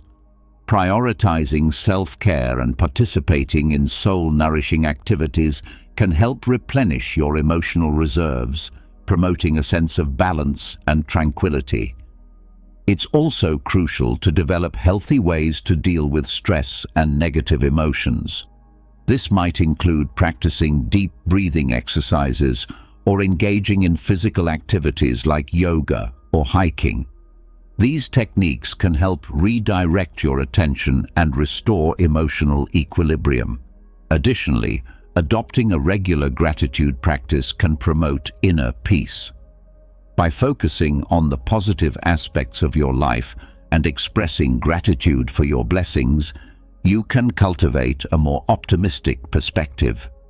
If you've made it this far, congratulations. Consider yourself strong, as many people give up along the way. Leave a comment saying, "I am a new person," to show your strength and determination. Now that you've made it this far, you're definitely going to stay until the end. Lesson 9. Embrace what is spiritually superior, regardless of what others think or do. In this lesson, Marcus Aurelius urges us to detach from external events and circumstances, focusing instead on our internal values and spiritual growth. By not seeking validation or satisfaction from external sources, we can develop greater resilience and inner strength. The benefits of detachment are numerous.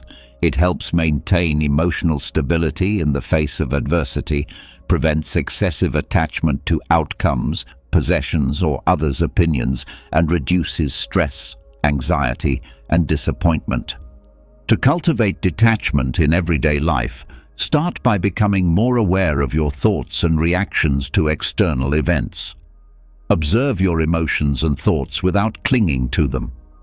This increased self-awareness helps you recognize when you're overly invested in external circumstances and allows you to consciously redirect your focus inward. Another way to practice detachment is by regularly reminding yourself of life's impermanence. Acknowledge that possessions, relationships, and circumstances change, and that seeking lasting happiness from these external sources is ultimately futile. Instead, focus on finding contentment and inner fulfillment through personal growth, values, and spirituality. Developing a strong sense of identity and knowing your core values also helps cultivate detachment.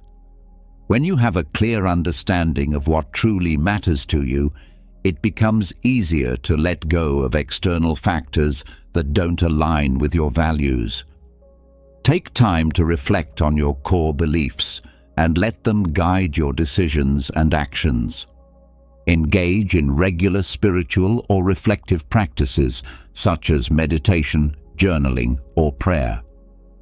These practices deepen your connection with your inner self, foster detachment from external influences, and encourage a greater focus on personal growth and spiritual development. Practicing detachment from external events and circumstances is a powerful tool for building resilience and inner strength. By cultivating mindfulness, embracing impermanence, understanding your values, and engaging in spiritual practices, you can face life's challenges with greater grace and equanimity. Lesson 10. Appreciate what you have rather than long for what you don't. In this final lesson, Marcus Aurelius highlights the importance of perseverance and maintaining momentum in the face of adversity.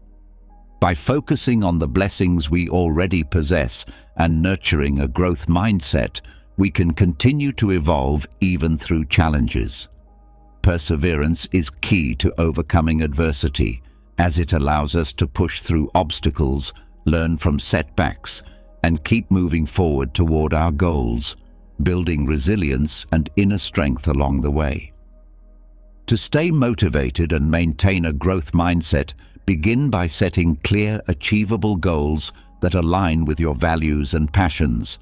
Having a clear vision of what you want to achieve will help you stay focused and motivated, even in the face of obstacles. Break down your goals into smaller, manageable steps and celebrate your progress as you go. Another way to maintain motivation is by practicing self-compassion. Recognize that setbacks and challenges are natural parts of life, and treat yourself with kindness when facing difficulties. By cultivating self-compassion, you can maintain a positive attitude and keep moving forward, even when things are tough. Surrounding yourself with supportive, like-minded individuals can also help keep you motivated. Seek out friends, mentors, or support groups who share your values and goals, and draw inspiration from their successes and experiences. Set aside regular time to reflect on your progress, recognizing the obstacles you've overcome, the skills you've gained, and the growth you've achieved along the way. Maintaining perseverance and momentum is essential for overcoming adversity and building resilience. By practicing self-compassion, surrounding yourself with supportive individuals, and reflecting on your progress, you can sustain your motivation and keep moving forward, no matter what challenges life presents. We've just explored 10 powerful life lessons from Marcus Aurelius's Meditations that can help us build resilience and inner strength. These lessons offer insights on how to manage our perceptions, accept what we cannot change, focus on the present, develop humility and empathy, practice gratitude, embrace challenges as opportunities for growth, be guided by reason, cultivate inner peace, practice detachment, and maintain constant momentum. By integrating these timeless teachings into our daily lives, we can foster personal growth, overcome adversity, and live more meaningful and purpose-driven lives. It's important to remember that building resilience and inner strength is a lifelong journey. Applying these lessons takes time, practice, and dedication. As you continue to face challenges, turn to the wisdom of Marcus Aurelius and strive to live according to the principles he expressed. Doing so will not only make you more resilient and resourceful in difficult times, but also help you discover a deeper sense of inner peace, purpose, and fulfillment. As we conclude, I encourage you to reflect on these 10 lessons and think about how you can apply them to your own journey of personal growth and self-discovery. Remember, Marcus Aurelius's wisdom is a timeless guide that can help you navigate life's challenges with grace, wisdom, and resilience. If you've made it this far, be sure to comment the phrase, "I am a new person," so I know this video has made a positive impact on your life. Thank you, and until next time.